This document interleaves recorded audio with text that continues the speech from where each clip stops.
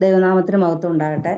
കർത്താവായ യേശു ക്രിസ്തുവിന്റെ നാമത്തിൽ എല്ലാ പ്രിയപ്പെട്ടവരെയും ഇന്നത്തെ ഈ മീറ്റിംഗിലേക്ക് സ്വാഗതം ചെയ്യുന്നു. നമുക്ക് വിലയേറിയ മെസ്സേജ് തരുവാനായിട്ട് നമ്മോടൊപ്പം ജോയിൻ ചെയ്ത സെലസ്റ്റീന സഹോദരിയെയും പ്രത്യേകമായിട്ട് മീറ്റിംഗിലേക്ക് സ്വാഗതം ചെയ്യുന്നു. സഹോദരിമാർക്കായിട്ട് നടത്തുന്ന ഓൺലൈൻ മീറ്റിംഗിലെ 7ാമത്തെ ക്ലാസ് ആണ് ഇന്നത്തേത്. നമുക്കുള്ള ക്ലാസിന്റെ വിഷയം ഇതാണ്: role of woman in evangelism, സുവിശേഷ ദൗത്യത്തിൽ സഹോദരിമാരുടെ സാധ്യതകൾ. ദൈവവചനത്തിൽ സുവിശേഷ ദൗത്യത്തിൽ പങ്കാളികളായിരുന്ന സഹോദരിമാരെ കുറിച്ച് നാം ധാരാളം പഠിച്ചിട്ടുണ്ട്. കർത്താവിനോട് കൂടെയും അപ്പസ്തോലന്മാരോട് കൂടെയും ശുശ്രൂഷകളിൽ പങ്കാളികളായിരുന്ന ധാരാളം സഹോദരിമാരെ നമുക്കറിയാം. ക്രിസ്ത്യൻ മിഷൻ ചരിത്രത്തിൽ എഴുതപ്പെട്ട ജിം എലിയറ്റിന്റെ ജീവചരിത്രം നാം എല്ലാവരും തന്നെ വായിച്ചിട്ടുള്ളതാണല്ലോ. ഇക്കഡോറിലെ ഔക്ക വർഗക്കാരുടെ ഇടയിൽ സുവിശേഷ പ്രവർത്തനം നടത്തി ജിം എലിയറ്റ് രക്തസാക്ഷിയായി തീർന്നു എന്ന് ചരിത്രം നമ്മോട് പറയുന്നു. പിന്നീട് കുറച്ചു കാലം കഴിഞ്ഞപ്പോൾ തന്റെ ഭർത്താവിന്റെ ഘാതകന്മാരുടെ അടുത്തേക്ക് പോവുകയും അവരിൽ പലരെയും ക്രിസ്തുവിൽ വിശ്വസിക്കുവാനായിട്ട് ഇടയാക്കുകയും ചെയ്ത എലിയറ്റിന്റെ ഭാര്യ എലിസബത്തിനെ കുറിച്ചും നാം വായിച്ചിട്ടുണ്ട്. സുവിശേഷ ദൗത്യത്തിൽ തന്റെ പങ്ക് എന്താണെന്ന് എലിസബത്ത് തിരിച്ചറിഞ്ഞ ഒരു സമയമായിരുന്നു അത്.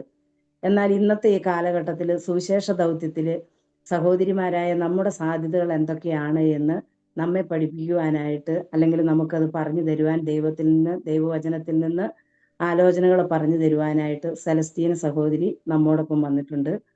സെലസ്റ്റീന സഹോദരി പല സ്ഥലങ്ങളിലായിട്ട് സുവിശേഷ പ്രവർത്തനത്തിലായിരിക്കുന്നു. അപ്പോൾ സുവിശേഷ വേലയെക്കുറിച്ച് നല്ല ക്ലാസ്സുകളെ, അല്ലെങ്കിൽ നല്ല ആലോചനകളെ, നല്ല ചിന്തകളെ പറഞ്ഞു തരുവാനായിട്ടുള്ള ഒരു നല്ല ടീച്ചറെയാണ് നമുക്ക് ലഭിച്ചിരിക്കുന്നത്. നമ്മോട് സംസാരിക്കാനായിട്ട് സെലസ്റ്റീന സഹോദരിയെ ക്ഷണിക്കുന്നു. എല്ലാവർക്കും ക്രിസ്തുവിന്റെ നാമത്തിൽ സ്നേഹവന്ദനം അറിയിക്കുന്നു. സഹോദരിമാരുമായിട്ട് ഇതുപോലെ ഒരു കൂട്ടായ്മയ്ക്ക് ഈ സമയം ഇങ്ങനെ ഒരു അവസരം ലഭിച്ചതോർത്ത് നന്ദി പറയുന്നു. കുടുംബം എന്ന വിഷയത്തെ കുറിച്ചാണല്ലോ ഞാൻ 6-7 ക്ലാസ്സുകളിലായി ഈ പ്ലാറ്റ്ഫോമിൽ ചിന്തിച്ചുകൊണ്ടിരിക്കുന്നത്. ഈ ക്ലാസ്സിൽ നാം പ്രതിപാദിക്കുന്ന വിഷയം ഗ്രേസ് സിസ്റ്റർ പറഞ്ഞ പോലെ സുവിശേഷ ദൗത്യത്തിൽ സഹോദരിമാരുടെ സാധ്യതകൾ എന്ന വിഷയമാണ്. സഭയ്ക്കകത്ത് സഹോദരിമാരുടെ ശുശ്രൂഷകളെ കുറിച്ച് കഴിഞ്ഞ ഒരു ക്ലാസ്സിൽ നാം കേൾക്കുകയുണ്ടായി. എന്നാൽ ഈ ക്ലാസ്സിൽ നാം ചിന്തിക്കുന്നത് സഭയ്ക്ക് പുറത്തുള്ളവരോടുള്ള ബന്ധത്തിലുള്ള ഒരു ശുശ്രൂഷയെ കുറിച്ചാണ്. അതായത് സുവിശേഷം അഥവാ മനുഷ്യന്റെ ആത്മരക്ഷയുടെ മാർഗം അറിയിക്കുന്നതിൽ നമുക്ക് എങ്ങനെ പങ്കാളികളാകാൻ സാധിക്കും. ഗ്രേസ് സിസ്റ്റർ പറഞ്ഞ പോലെ എലിസബത്ത് എലിയറ്റിന്റെ കാര്യം പറഞ്ഞു. ഞാൻ ഇവിടെ ഫോക്കസ് ചെയ്യുന്നത് നമ്മളായിരിക്കുന്ന അവസ്ഥയിലും സാഹചര്യത്തിലും കർത്താവിന്റെ വേല എങ്ങനെ ചെയ്യാൻ സാധിക്കുമെന്നുള്ളതാണ്. അതാണല്ലോ മെജോറിറ്റി സഹോദരിമാർക്കും ഭൂരിഭാഗം സഹോദരിമാർക്കും പ്രയോജനകരമായിട്ടുള്ള കാര്യം.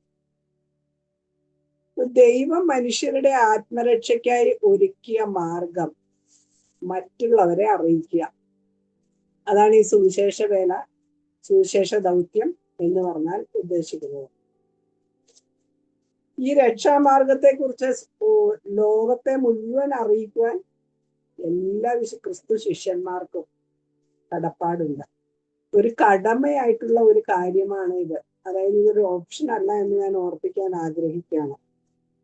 റോമാലേഖനം 1:14 പൗലോസ് ഇപ്രകാരം പറയുന്നു: യവനന്മാർക്കും ബർബരന്മാർക്കും ജ്ഞാനികൾക്കും ബുദ്ധിഹീനർക്കും ഞാൻ കടക്കാരനാകുന്നു. ഈ സുവിശേഷത്തെ കുറിച്ച് പറയുന്നത്, പൗലോസ് പറയുന്നത് സുവിശേഷത്തെ കുറിച്ച് എനിക്ക് ലജ്ജയില്ല എന്നുള്ളത്. നമുക്ക് ആർക്കെങ്കിലും സുവിശേഷം പറയാൻ ലജ്ജ തോന്നിയിട്ടുണ്ടോ? അങ്ങനെ ലജ്ജിക്കുവാനായിട്ട് പാടില്ല. വളരെ മഹത്തായ ഒരു കാര്യമാണ് സുവിശേഷം എന്നുള്ളത്. സുവിശേഷം വിശ്വസിക്കുന്ന ഏവനും ദൈവശക്തിയാകുന്നു എന്നുള്ളതാണ്. അതൊരു ദൈവശക്തിയാണ്. മനുഷ്യന്റെ ജീവിതത്തെ മറിക്കുന്ന, അല്ലെങ്കിൽ പിൽക്കാല ചരിത്രങ്ങൾ നമ്മൾ പരിശോധിച്ചാൽ ഒരു ദേശത്തിന്റെ അല്ലെങ്കിൽ ഒരു സ്ഥലത്തിന്റെ ഗതിയെ തന്നെ മാറ്റിമറിക്കുന്ന വലിയൊരു ദൈവശക്തിയാണ് സുവിശേഷം. സുവിശേഷം ചെന്ന സ്ഥലങ്ങളിലെല്ലാം മനുഷ്യർ പിന്നെ അതുപോലെ ആയിരുന്നിട്ടില്ല. ആ ദേശം തന്നെ ചേഞ്ച് ചെയ്തു, മനുഷ്യർ ചേഞ്ച് ചെയ്തു.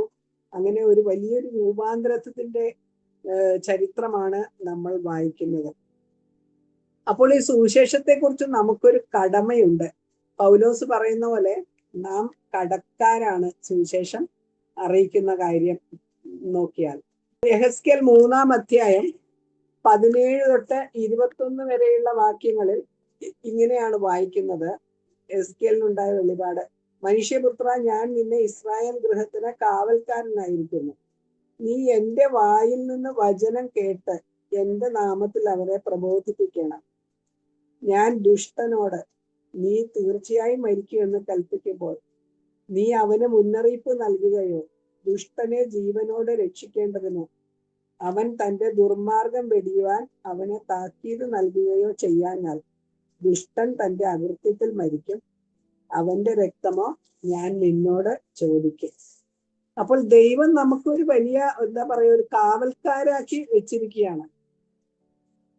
വരുവാനുള്ള ന്യായവിധിയെ കുറിച്ചൊക്കെ നമ്മൾ ഈ ലോകത്തോട് അറിയിക്കാൻ ബാധ്യതയുള്ളവരാണ്. ഒരിക്കൽ മരിക്കുകയും പിന്നെ ന്യായവിധിയും മനുഷ്യർക്ക് നിയമിച്ചിരിക്കുന്നു എന്നുള്ളൊരു കാര്യം നമ്മൾ എപ്പോഴും ഓർക്കേണ്ടതാണ്. അത് വരുവാനുള്ള ഒരു ന്യായവിധിയുണ്ട്. ഈ ലോകത്തിലെ മനുഷ്യരൊന്നും അങ്ങനെ ചിന്തിക്കുന്നേ ഇല്ല. ഈ കാര്യങ്ങളൊക്കെ അവരെ അറിയിക്കുക എന്നുള്ളത് നമ്മുടെ ഡ്യൂട്ടി എന്നുള്ളതാണ്. അത് നമ്മൾ ക്രിസ്തുവിന്റെ സ്നേഹത്താൽ നിർബന്ധിക്കപ്പെട്ട് ചെയ്യണം.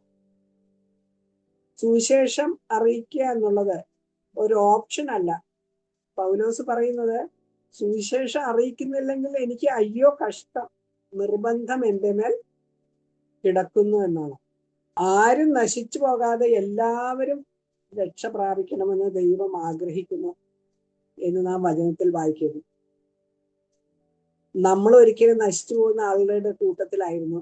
ആരൊക്കെയോ നമ്മളോട് സുവിശേഷം അറിയിച്ചു, എങ്ങനെയൊക്കെയോ നമ്മളുടെ മേൽ അവര് നമ്മളെക്കുറിച്ച് ചിന്തിച്ചു, ഭാരപ്പെട്ടു, നമുക്ക് വേണ്ടി പ്രാർത്ഥിച്ചു, നമ്മളോട് സുവിശേഷം അറിയിച്ചു, അല്ലെ നമ്മളെ ഒരു മീറ്റിങ്ങിന് വിളിച്ചുകൊണ്ട് പോയി. അങ്ങനെയൊക്കെയാണ് നമ്മളും ഈ ഭാഗ്യാവസ്ഥയിലേക്ക് കടന്നു വന്നത്. സോ നമുക്കും ഇത് മറ്റുള്ളവരോട് ചെയ്യേണ്ട ഉത്തരവാദിത്വമുണ്ട്. ദൈവത്തിന് വേണമെങ്കിൽ ഈ സ്വർഗത്തിലെ ദൂതന്മാരെ ഉപയോഗിച്ച് സുവിശേഷം ലോകമെമ്പാടും അറിയിക്കാനുള്ള ക്രമീകരണം ചെയ്യാമായിരുന്നു. എന്നാൽ ദൈവം അതല്ല ചെയ്തത്. താൻ പരിശീലിപ്പിച്ചെടുത്ത ശിഷ്യന്മാരെയാണ് കർത്താവ് ആ ദൗത്യം ഏൽപ്പിച്ചത്. നമുക്ക് വളരെ പരിചിതമായ ഒരു വാക്യമാണ് 1 പത്രോസ് 2:9 വാക്യം. നിങ്ങളോ അന്ധകാരത്തിൽ നിന്ന് തന്റെ അത്ഭുത പ്രകാശത്തിലേക്ക് നിങ്ങളെ വിളിച്ചവന്റെ സൽഗുണങ്ങളെ ഘോഷിക്കാൻ തക്കവിധം തെരഞ്ഞെടുക്കപ്പെട്ട ഒരു ജാതിയും രാജകീയ പുരോഹിത വർഗവും വിശുദ്ധ വംശവും സ്വന്തം ജനവുമാകുന്നു. നമ്മളെക്കുറിച്ച് എന്തെല്ലാം പദവികളാണ് ദൈവം നമ്മളെ തന്ന് ആക്കി വെച്ചിരിക്കുന്നത്.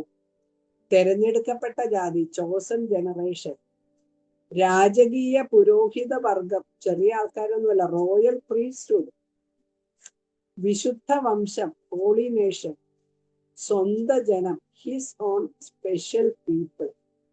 എന്തെല്ലാം വലിയ പദവി തന്നാണ് ദൈവം നമ്മളെ ഈ ഭൂമിയിൽ ആക്കി വെച്ചിരിക്കുന്നത്. നമ്മൾ ഇതൊക്കെ എപ്പോഴെങ്കിലും ഒന്ന് ചിന്തിക്കാറുണ്ടോ? എന്തിനാണ് ഈ പദവിയൊക്കെ തന്ന് ദൈവം നമ്മളെ ഈ ഭൂമിയിൽ ആക്കി വെച്ചത്? വിളിച്ചവന്റെ സൽഗുണങ്ങളെ ഘോഷിക്കാൻ.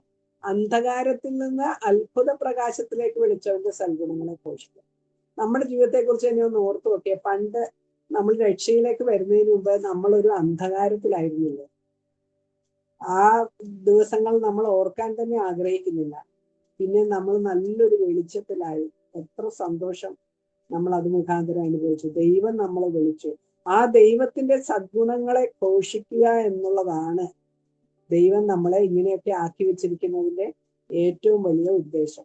അതായത് സത്യദൈവം ആരാണ്, യേശുക്രിസ്തു ആരാണ് എന്ന് ലോകം അറിയേണ്ടത് നമ്മിലൂടെയാണ്.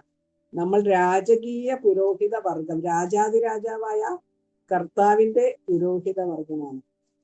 ഈ പുരോഹിതന്മാർ എന്ന് പറയുമ്പോൾ പാപികളായ മനുഷ്യർക്ക് വേണ്ടി യാഗമർപ്പിച്ച് അവരുടെയും ദൈവത്തിന്റെയും ഇടയിൽ നിൽക്കുന്നവരായിട്ടാണ് പഴയ നിയമകാലത്തെ പുരോഹിതന്മാർ ആയിരുന്നത്. ഇന്നെങ്ങനെയാണ്? സത്യസുവിശേഷത്താൽ മനുഷ്യർക്ക് അവരുടെ പാപമോചനത്തിനായുള്ള വഴി പറഞ്ഞുകൊടുത്ത് ദൈവവുമായി അവരെ നിരപ്പിക്കുന്ന ശുശ്രൂഷയാണ്. അല്ലെങ്കിൽ ഈ നിരപ്പിന്റെ വചനം അവരോട് പറയുക, ഈ വചനം അവരോട് പറയുക എന്നുള്ളതാണ് ഇന്നത്തെ പുരോഹിതന്മാരായിട്ടുള്ള നമ്മുടെ ഉത്തരവാദിത്വം. ഒന്ന് ചിന്തിച്ചു നോക്കെ, എത്ര ശ്രേഷ്ഠമായ ഒരു ഉത്തരവാദിത്തമാണ് ദൈവം നമ്മളെ ഭരമേൽപ്പിച്ചിരിക്കുന്നത്. എന്നാൽ ഇതിൽ നാം എത്രമാത്രം വിശ്വസ്തരാണ് എന്ന് ഒരു നിമിഷം നമ്മൾ ചിന്തിക്കുന്നു.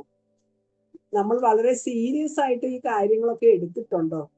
2 കൊരിന്ത്യർ 5:14 നമ്മൾ ഇപ്രകാരം വായിക്കുന്നു: ക്രിസ്തുവിന്റെ സ്നേഹം ഞങ്ങളെ നിർബന്ധിക്കുന്നു, എല്ലാവർക്കും വേണ്ടി ഒരുവൻ മരിച്ചിരിക്കെ എല്ലാവരും മരിച്ചു എന്നും ജീവിക്കുന്നവർ ഇനി തങ്ങൾക്കായിട്ടല്ല തങ്ങൾക്ക് വേണ്ടി മരിച്ചുയർത്തവനായിട്ട് തന്നെ ജീവിക്കേണ്ടതിന് അവൻ എല്ലാവർക്കും വേണ്ടി മരിച്ചിരിക്കുന്നു എന്ന് ഞങ്ങൾ നിർണയിച്ചിരിക്കുന്നു. തുടർന്ന് അതിന്റെ താഴെ നമ്മൾ വായിക്കുന്നത് നിരപ്പിന്റെ ശുശ്രൂഷ, നിരപ്പിന്റെ വചനം ദൈവം നമ്മളെ പരമേൽപ്പിച്ചിരിക്കുന്നു എന്നൊക്കെയാണ്.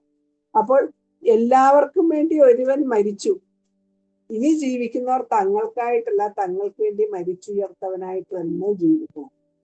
ഈ കഴിഞ്ഞ ആഴ്ചകളിലെ ക്രിസ്തീയ സമൂഹം, ലോകത്തുള്ള ക്രിസ്തീയ സമൂഹം പിന്നെ ഇങ്ങനെയുള്ള കാര്യങ്ങളൊക്കെ, യേശു ക്രിസ്തുവിന്റെ മരണം, പുനരുത്ഥാനം, ഇതൊക്കെ ചിന്തിക്കുന്ന ദിവസങ്ങളായിരുന്നല്ലോ.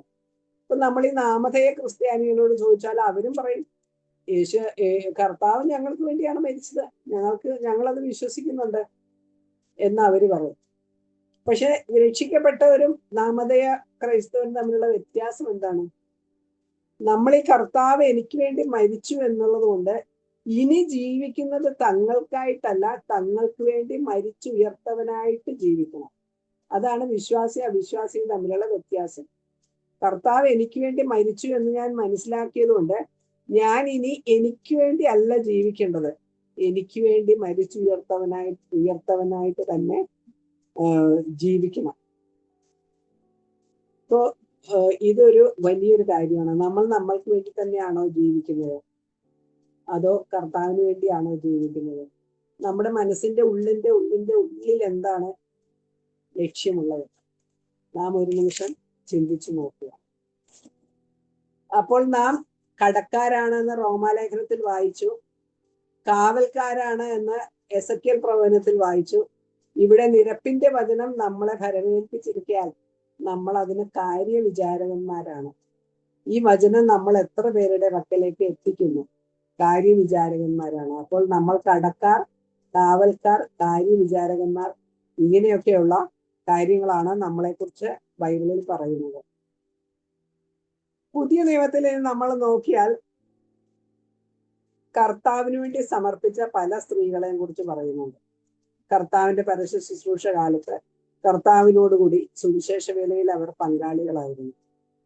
ലൂക്കോസ് 8:2-3 വാക്യങ്ങളിൽ, അനന്തരം യേശു ദൈവരാജ്യം പ്രസംഗിച്ചും സുവിശേഷിച്ചും കൊണ്ട് പട്ടണം തോറും സഞ്ചരിച്ചു. അവനോടുകൂടെ 12 ചില സ്ത്രീകളും 7 ഭൂതങ്ങൾ വിട്ടുമാറിയ മഗ്ദലക്കാരി മറിയയും യോഹന്നയും ശൂഷന്നയും തങ്ങളുടെ വസ്തുവകകൾ കൊണ്ട് അവർക്ക് ശുശ്രൂഷ ചെയ്തു പോന്ന മറ്റു പല സ്ത്രീകളും ഉണ്ടായിരുന്നു. അപ്പൊ യേശുക്രിസ്തു പരസ്യ ശുശ്രൂഷക്ക് സ്ത്രീകളെയും കൂടി കൂട്ടി സുവിശേഷ വേല ചെയ്യാൻ. അപ്പൊ നമ്മളെ അല്പം വിചാരിക്കും ഇതൊക്കെ സഹോദരന്മാരുടെ ഉത്തരവാദിത്വമാണ്, സഹോദരന്മാരാണ് ഇതൊക്കെ ചെയ്യേണ്ടതെന്ന് ആരെങ്കിലും വിചാരിച്ചിട്ടുണ്ടെങ്കിൽ അവർക്ക് തെറ്റ്. കർത്താവ് എത്ര സ്ത്രീകളാണ് കർത്താവിന്റെ കൂടെ സുവിശേഷ വേലയ്ക്ക് ചെയ്തത്? അവർ കർത്താവിനെ അതിൽ അസിസ്റ്റ് ചെയ്ത് കാണും. ഓരോ സ്ത്രീകളൊക്കെ ഭൂതങ്ങളെ പുറത്താക്കിയപ്പോ ആ സ്ത്രീകളെയൊക്കെ എഴുന്നേൽപ്പിക്കാനും പിടിക്കാനും ഒക്കെ ഈ ആയിരുന്നിരിക്കണം കൂടെ ഉണ്ടായിരുന്നത്. പിന്നെ കർത്താവിന് പല രീതിയിലുള്ള ശുശ്രൂഷകൾ വ്യക്തിപരമായിട്ട് അവർ ചെയ്ത് കാണും. അങ്ങനെ സ്ത്രീകൾ വളരെ ഡെഡിക്കേറ്റഡ് ആയിട്ട് കർത്താവിന്റെ പിന്നാലെ നടന്നു എന്ന് നമ്മൾ കാണുന്നുണ്ട്. അതുപോലെ യേശുവിന്റെ മരണസമയത്തെ കുറിച്ച് നോക്കിയാൽ യോഹന്നാനെ കൂടാതെ അവിടെ ഉണ്ടായിരുന്നത് സ്ത്രീകൾ മാത്രമാണ്. മറ്റു ശിഷ്യന്മാരൊന്നും അവിടെ ഉണ്ടായിരുന്നതായിട്ട് നമ്മൾ വായിക്കുന്നില്ല. മർക്കോസ് 15:49-51 വരെയുള്ള വാക്യത്തിൽ മഗ്ദലക്കാരി മറിയ, യാക്കോബിന്റെ അമ്മ മറിയ, ശലോമ, മറ്റു പല സ്ത്രീകൾ ഇവര് അവിടെ ഉണ്ടായിരുന്നതായിട്ട് രേഖപ്പെടുത്തിയിട്ടുണ്ട്. പിന്നെ മർക്കോസ് 15:40 അതേ ഭാഗത്ത് തന്നെ യേശുവിന്റെ ശരീരം കല്ലറയിൽ വെച്ചപ്പോഴും സ്ത്രീകൾ മാത്രമാണ് അവിടെ വന്ന് അതൊക്കെ നോക്കി കണ്ടത്. പിന്നെ അവർ ശബത്തായതിനാൽ അവർ വീട്ടിൽ പോയി സ്വസ്ഥമായിരുന്നു. പിന്നെ ശബത്ത് കഴിഞ്ഞ ശേഷം അധികാലത്ത് അവര് സുഗന്ധവർഗം പൂശേണ്ടതിന് കല്ലറയ്ക്കൽ വന്നു. അതുകൊണ്ട് അവർക്ക് എന്തൊരു ഭാഗ്യമുണ്ടായി. യേശുവിന്റെ പുനരുത്ഥാനം ആദ്യം ദൃക്സാക്ഷികളായത് സ്ത്രീകളാണ്. എത്ര വലിയൊരു കാര്യമാണ് അത്.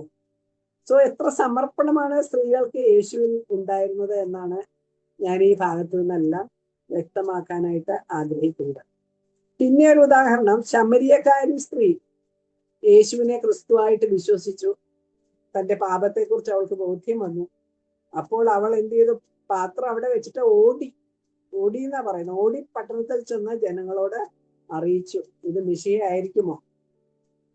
അങ്ങനെ പട്ടണത്തിൽ നിന്ന് ഒരുപാട് ജനം പുറപ്പെട്ട് അവളുടെ പുറകെ വന്ന് യേശുവിന്റെ അടുക്കൽ വന്ന് 2 നാൾ അവരോടുകൂടെ പാർക്കണമെന്ന് നിർബന്ധിച്ചു. യേശു 2 നാൾ അവരോടുകൂടെ പാർത്തു. ഒത്തിരി യേശു അവരോട് സുവിശേഷം ദൈവത്തെ കുറിച്ചെല്ലാം പറഞ്ഞു 2 ദിവസം മുഴുവൻ. പിന്നീട് ശമരിയിലെ പ്രവർത്തനങ്ങൾ നടന്നതിനെ കുറിച്ച് നമ്മൾ 8-ാം അധ്യായത്തിൽ വായിക്കുന്നു. അപ്പോൾ വിശ്വസിച്ചവരെല്ലാം ഒരുപക്ഷെ ഈ ശമരിയക്കാരി സ്ത്രീ മുഖാന്തരം അന്ന് യേശുവിനെ കണ്ട് യേശുവിന്റെ ബൈബിൾ ക്ലാസ് ഒക്കെ കേട്ടവരായിരിക്കും. അപ്പോൾ വളരെ ആക്റ്റീവായി സ്ത്രീകൾ കർത്താവിന്റെ വേല ചെയ്തു എന്നാണ് ഈ ഭാഗങ്ങളിൽ നിന്നെല്ലാം നമ്മൾ മനസ്സിലാക്കുന്നത്. അപ്പൊ നമ്മൾ വിചാരിക്കും നമ്മൾ സാധാരണ ആളുകളാണല്ലോ. 1-ാം നൂറ്റാണ്ടിലെ ചരിത്രം നാം വായിക്കുന്നു. സഭയ്ക്ക് ഉപദ്രവം നേരിട്ടപ്പോൾ അപ്പോസ്തലന്മാർ ഒഴികെ എല്ലാവരും യഹൂദ്യ ശമര്യ ദേശങ്ങളിൽ ചിതറിപ്പോയി. അവർ എന്താണ് ചെയ്തത്? ഇങ്ങനെ ചിതറി ഓടി നടക്കുമ്പോൾ അവർ സുവിശേഷിച്ചും കൊണ്ട് സഞ്ചരിച്ചു എന്നാണ് വായിക്കുന്നത്. ഈ സുവിശേഷം ഇങ്ങനെ ഹൃദയത്തിൽ നിറഞ്ഞിരിക്കുകയാണ്. അത് ആരോടെങ്കിലും പറഞ്ഞേ ഒക്കെ. അപ്പൊ അവർ ഓടി പോകുന്ന വഴിക്കെല്ലാം ഈ സുവിശേഷം പറഞ്ഞുകൊണ്ടാണ് അവര് ഓടിപ്പോയത്. അവർ അന്ത്യോക്യയിലെത്തി യവനന്മാരോടും സുവിശേഷം അറിയിച്ചു. വലിയ ഒരു കൂട്ടം വിശ്വസിച്ചു. പിന്നീട് അപ്പോസ്തലന്മാരോ അവര് പറഞ്ഞയച്ചവരോ ആരൊക്കെയോ വന്ന് അവരെ ഫോളോ അപ്പ് ചെയ്യുകയും സഭ സ്ഥാപിതമാവുകയും ചെയ്തു. അങ്ങനെ അന്ത്യോക്യയിൽ നിന്നാണ് ആദ്യമായിട്ട് ലോക സുവിശേഷീകരണത്തിന് മിഷണറിമാരെ അയക്കുന്നതെന്ന് നാം വായിക്കുന്നു. ഞാൻ പറഞ്ഞു വരുന്നത് ഇതാണ്, കർത്താവിന്റെ നാമത്തിൽ നമ്മൾ ചെയ്യുന്ന വളരെ ചെറിയ കാര്യങ്ങൾ പോലും പിന്നീട് വലിയൊരു ദൈവിക പദ്ധതിയുടെ ഭാഗമായി തീരും എന്നുള്ളതാണ്. റോമർ 12:11 ഉത്സാഹത്തിൽ മടുപ്പില്ലാതെ ആത്മാവിൽ എരിവുള്ളവനായി കർത്താവിനെ സേവിക്കും. ഈ കർത്താവിനെ സേവിപ്പിൻ എന്ന് പറഞ്ഞാൽ എന്താണ് അർത്ഥം? ഇത് തന്നെയാണ് അർത്ഥം. കർത്താവിന്റെ വേല, കർത്താവ് ഈ ഭൂമിയിൽ എന്താണ് ചെയ്യാൻ ആഗ്രഹിക്കുന്നത് അത് നമ്മൾ ചെയ്യുക. അത് ചെയ്യാനായിട്ട് നമ്മളെ ദൈവത്തിന് ഏൽപ്പിച്ചു കൊടുക്കുക. ആദ്യ നൂറ്റാണ്ടിലെ വിശ്വാസികൾക്ക് ഇത്ര എരിവുള്ളവരായിട്ട് തന്നെയാണ് അവർ കർത്താവിനെ സേവിച്ചത്. നമ്മുടെ സഭകളെ സംബന്ധിച്ച് ഇത് ശരിയാണ്. ആദ്യ കാല സഭകളിലെ വിശ്വാസികൾ സുവിശേഷം അറിയിക്കുന്നതിനെ സംബന്ധിച്ച് വളരെ എരിവും തീഷ്ണതയും ഉള്ളവരായിരുന്നു. അങ്ങനെയാണ് അനേകം സഭകൾ ആദ്യകാലങ്ങളിൽ ഉണ്ടായത്. എന്നാൽ ഈ കാലഘട്ടത്തിൽ ഈ തീഷ്ണത നമ്മുടെ ഇടയിൽ നിലനിൽക്കുന്നുണ്ടോ എന്ന് എന്നെ കേൾക്കുന്ന സഹോദരിമാർ, ഞാനടക്കം നമ്മൾ ചിന്തിക്കേണ്ടതാണ്. കർത്താവിനോടുള്ള ഒരു ലൈവ്ലി ആയിട്ടുള്ള റിലേഷൻഷിപ്പിൽ നാം എപ്പോഴും ജീവിക്കണം. ദൈവിക പദ്ധതികളെ കുറിച്ചും സുവിശേഷ വേലയെക്കുറിച്ചും ഭാരമുള്ള ഒരു ഹൃദയം ഓരോ വിശ്വാസിക്കും ഉണ്ടാകേണ്ടതാണ്. നശിച്ചു പോകുന്ന ആത്മാക്കളെ കുറിച്ചുള്ള ഭാരം അത് ഓരോ വിശ്വാസിയുടെ ഹൃദയത്തിൽ ഉണ്ടാകേണ്ടതാണ്. അതുപോലെ ദൈവത്തിൽ ഏകാഗ്രചിത്തമായ ഒരു ഹൃദയം നമുക്കുണ്ടാകേണ്ടതാണ്. എന്നാൽ ഇതിൽ നിന്നും വ്യതിചലിക്കാനുള്ള എല്ലാ സാധ്യതകളുമുള്ള ഒരു ആധുനിക കാലഘട്ടത്തിലാണ് നാം ജീവിക്കുന്നത്. ഡിജിറ്റൽ മീഡിയ നമ്മുടെ സമയത്തിന്റെ സദുപയോഗത്തെ വിപരീതമായി ബാധിക്കുന്നുണ്ടോ എന്ന് നാം സ്വയമായി വിലയിരുത്തേണ്ടതാണ്. അതുപോലെ ആത്മനിറവിന്റെ അവസ്ഥയിൽ ജീവിക്കാത്ത പക്ഷം സുവിശേഷം പങ്കുവയ്ക്കാനായി ദൈവം നമ്മുടെ മുമ്പിൽ കൊണ്ടുവരുന്ന അവസരങ്ങളെ തിരിച്ചറിഞ്ഞാൽ തന്നെ ഫലകരമായി പ്രയോജനപ്പെടുത്തുവാനോ സാധിക്കുന്നതല്ല. നമ്മൾ വേറെ ഏതെങ്കിലും ഒരു ലോകത്താ ജീവിക്കുന്ന പല കാര്യങ്ങളും ഒക്കെ വിചാരിച്ച് ആ കാര്യം ഈ കാര്യം ലോകത്തിന്റെ കാര്യം ഇങ്ങനെ പല കാര്യങ്ങൾ അല്ലെങ്കിൽ നമ്മുടെ ബുദ്ധിമുട്ടുകള് കഷ്ടപ്പാടുകള് ഇങ്ങനെയൊക്കെ ഉള്ളതൊക്കെ ചിന്തിച്ച് ചിന്തിച്ച് നടന്നാൽ നമുക്കൊരു നല്ലൊരു അവസരം വന്നാൽ നമുക്ക് അത് പ്രയോജനപ്പെടുത്തുവാൻ സാധിക്കില്ല. നമ്മൾ വളരെ റിഗ്രറ്റ് ചെയ്യും പിന്നീട് അത് ഓർത്തിട്ട്. ഇപ്പൊ പെട്ടെന്നൊരു നമ്മളോട് ഒരു നിരീശ്വരവാദി വന്നിട്ട് എനിക്ക് വേണ്ടി ഒന്ന് പ്രാർത്ഥിക്കണേ, നമ്മുടെ ഒരു ഫ്രണ്ട് ആയിരിക്കും എന്ന് പറഞ്ഞാൽ നിങ്ങൾക്ക് ആ സമയത്ത് ഒരു നല്ലൊരു പ്രാർത്ഥന, ഒരു കഷ്ടത്തിലായിരിക്കുന്ന സമയത്താണ് ആ വ്യക്തി നമ്മുടെ അടുത്ത് വരുന്നതെന്ന് വിചാരിക്കുക. നമുക്ക് ആ സമയത്ത് പെട്ടെന്ന് വരുന്ന ഒരു അവസരമാണ്. നമുക്ക് ആ സമയത്ത് ഒരു ആത്മനിറവിലുള്ള പ്രാർത്ഥിക്കാനായിട്ട് സാധിക്കുന്നു. അപ്പോൾ നമ്മുടെ ഹൃദയത്തിൽ നമ്മൾ എപ്പോഴും ആത്മനിറവിന്റെ അനുഭവത്തിൽ ജീവിക്കണം. നമ്മുടെ ഹൃദയം എപ്പോഴും ദൈവത്തിൽ ഏകാഗ്രചിത്തമായിരിക്കണം. വിശുദ്ധിയുള്ള മാനപാത്രങ്ങളെയാണ് ദൈവം ഉപയോഗിക്കുന്നത്. നാം വിശുദ്ധ ജനമാണെന്ന പത്രോസിന്റെ ലേഖനത്തിൽ നമ്മൾ വായിച്ചുവല്ലോ. എന്താണ് ഇതിന്റെ അർത്ഥം? Separated to be used by God. ദൈവത്താൽ ഉപയോഗിക്കപ്പെടുവാനായി ദൈവം തിരഞ്ഞെടുത്ത് ലോകത്തിൽ നിന്ന് വേർതിരിക്കപ്പെട്ട് ലോകത്തിലാക്കി വയ്ക്കപ്പെട്ടവരാണ് നമ്മൾ. അപ്പോൾ നമ്മൾ ഈ ലോകത്തിലാണ് എങ്കിലും നമ്മൾ സെപ്പറേറ്റഡ്, ദൈവത്തിന്റെ വിശുദ്ധ ജനമാണ്, വേർതിരിക്കപ്പെട്ടവരാണ്. ഇനി നമ്മുടെ ചിന്താ ജീവിത ശൈലി എങ്ങനെയുള്ളതായിരിക്കണം? കൊളോസ്യർ 3:1-2 വായിക്കുന്നു, ഭൂമിയിലുള്ളതല്ല ഉയരത്തിലുള്ളത് തന്നെ ചിന്തിക്കും. എന്താണ് ഇത് അർത്ഥമാക്കുന്നത്? ക്രിസ്തുവിന്റെ വചനം ഐശ്വര്യമായി സകല ജ്ഞാനത്തോടും കൂടെ നമ്മളിൽ വസിക്കണം. എപ്പോഴും ദൈവവചനം നമ്മുടെ ചിന്താശൈലിയെ നിയന്ത്രിക്കുന്ന കാര്യമായി തീരണം. ബൈബിൾ ധ്യാനിക്കുകയും വായിക്കുകയും ഒക്കെ ചെയ്യുന്നത് മുഖാന്തരം നാം ദൈവ പരിജ്ഞാനത്തിൽ വളരണം. അങ്ങനെ ദൈവത്തിന്റെ കൺസേൺ നമ്മുടെ കൺസേൺ ആയി മാറണം. നമ്മൾ ക്രിസ്തീയ പുസ്തകങ്ങൾ ധാരാളമായി വായിക്കണം.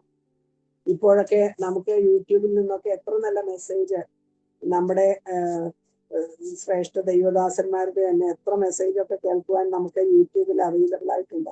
ഇങ്ങനെ നമ്മുടെ ഹൃദയങ്ങളിലേക്ക് നാം ഫീഡ് ചെയ്യുന്ന കാര്യങ്ങൾ നമ്മുടെ ഹൃദയത്തിൽ എപ്പോഴും വസിക്കും. ഹൃദയം നിറഞ്ഞു കവിയുന്നതിൽ നിന്നാണല്ലോ വായ പ്രസ്താവിക്കുന്നത്. ഞാൻ പറഞ്ഞു വരുന്ന കാര്യം ഇതാണ്, സുവിശേഷവേല ഒന്നാമത് ആരംഭിക്കുന്നത് നമ്മുടെ ഹൃദയത്തിൽ നിന്നാണ്. നമ്മുടെ ജീവിതത്തെ കുറിച്ച് നമുക്ക് എന്താണ് ദർശനമുള്ളത്? നമുക്ക് ഈ ലോകത്തിലൊക്കെ നോക്കിയാൽ കാണാം, സാധാരണ ഒരു ആളുകൾ എന്താണ് ചിന്തിക്കുന്നത്? വിവാഹം കഴിയണം, അത് കഴിഞ്ഞ് 2 മക്കൾ, അല്ലെങ്കിൽ ഒരു കുട്ടിയായാലും മതി, 2 മക്കൾ ഇരുന്നോട്ടെ, പിന്നെ അവരെയൊക്കെ പഠിപ്പിക്കണം, വലുതാക്കണം, പിന്നെ ഒരു വീട് വെക്കണം, പിന്നെ ഒരു കാറ് വാങ്ങിക്കണം, മക്കളുടെ വിവാഹം നടത്തണം. ഇതാണ് ഒരു സാധാരണ ഒരു മനുഷ്യരുടെ ദർശനം. നമുക്കും അത്രയുമേ ദർശനമുള്ളോ? ഇങ്ങനെയാണോ നമ്മുടെ അവസ്ഥ? അപ്പൊ ഞാൻ ചിന്തിക്കുന്നത് നമ്മുടെ കുടുംബത്തിന് ഒരു മിഷൻ സ്റ്റേറ്റ്മെന്റ് ആവശ്യമാണ്. നമ്മളിപ്പോ ഒരു ഹോസ്പിറ്റലിലൊക്കെ ഇരിക്കുമ്പോൾ ഞാൻ ശ്രദ്ധിച്ചിട്ടുണ്ട്, അവിടെ ഒരു മിഷൻ സ്റ്റേറ്റ്മെന്റ് എഴുതിയിട്ടുണ്ട്, പിന്നെ ഒരു വിഷൻ സ്റ്റേറ്റ്മെന്റും എഴുതിയിട്ടുണ്ട്. അല്ലെങ്കിൽ ഒരു വിദ്യാഭ്യാസ സ്ഥാപനത്തിൽ പോയാൽ അവിടെ ഇപ്പൊ എല്ലായിടത്തും അങ്ങനെ നിർബന്ധമാണ്, ഒരു മിഷൻ സ്റ്റേറ്റ്മെന്റ് എഴുതണം, ഒരു വിഷൻ സ്റ്റേറ്റ്മെന്റ് എഴുതണം.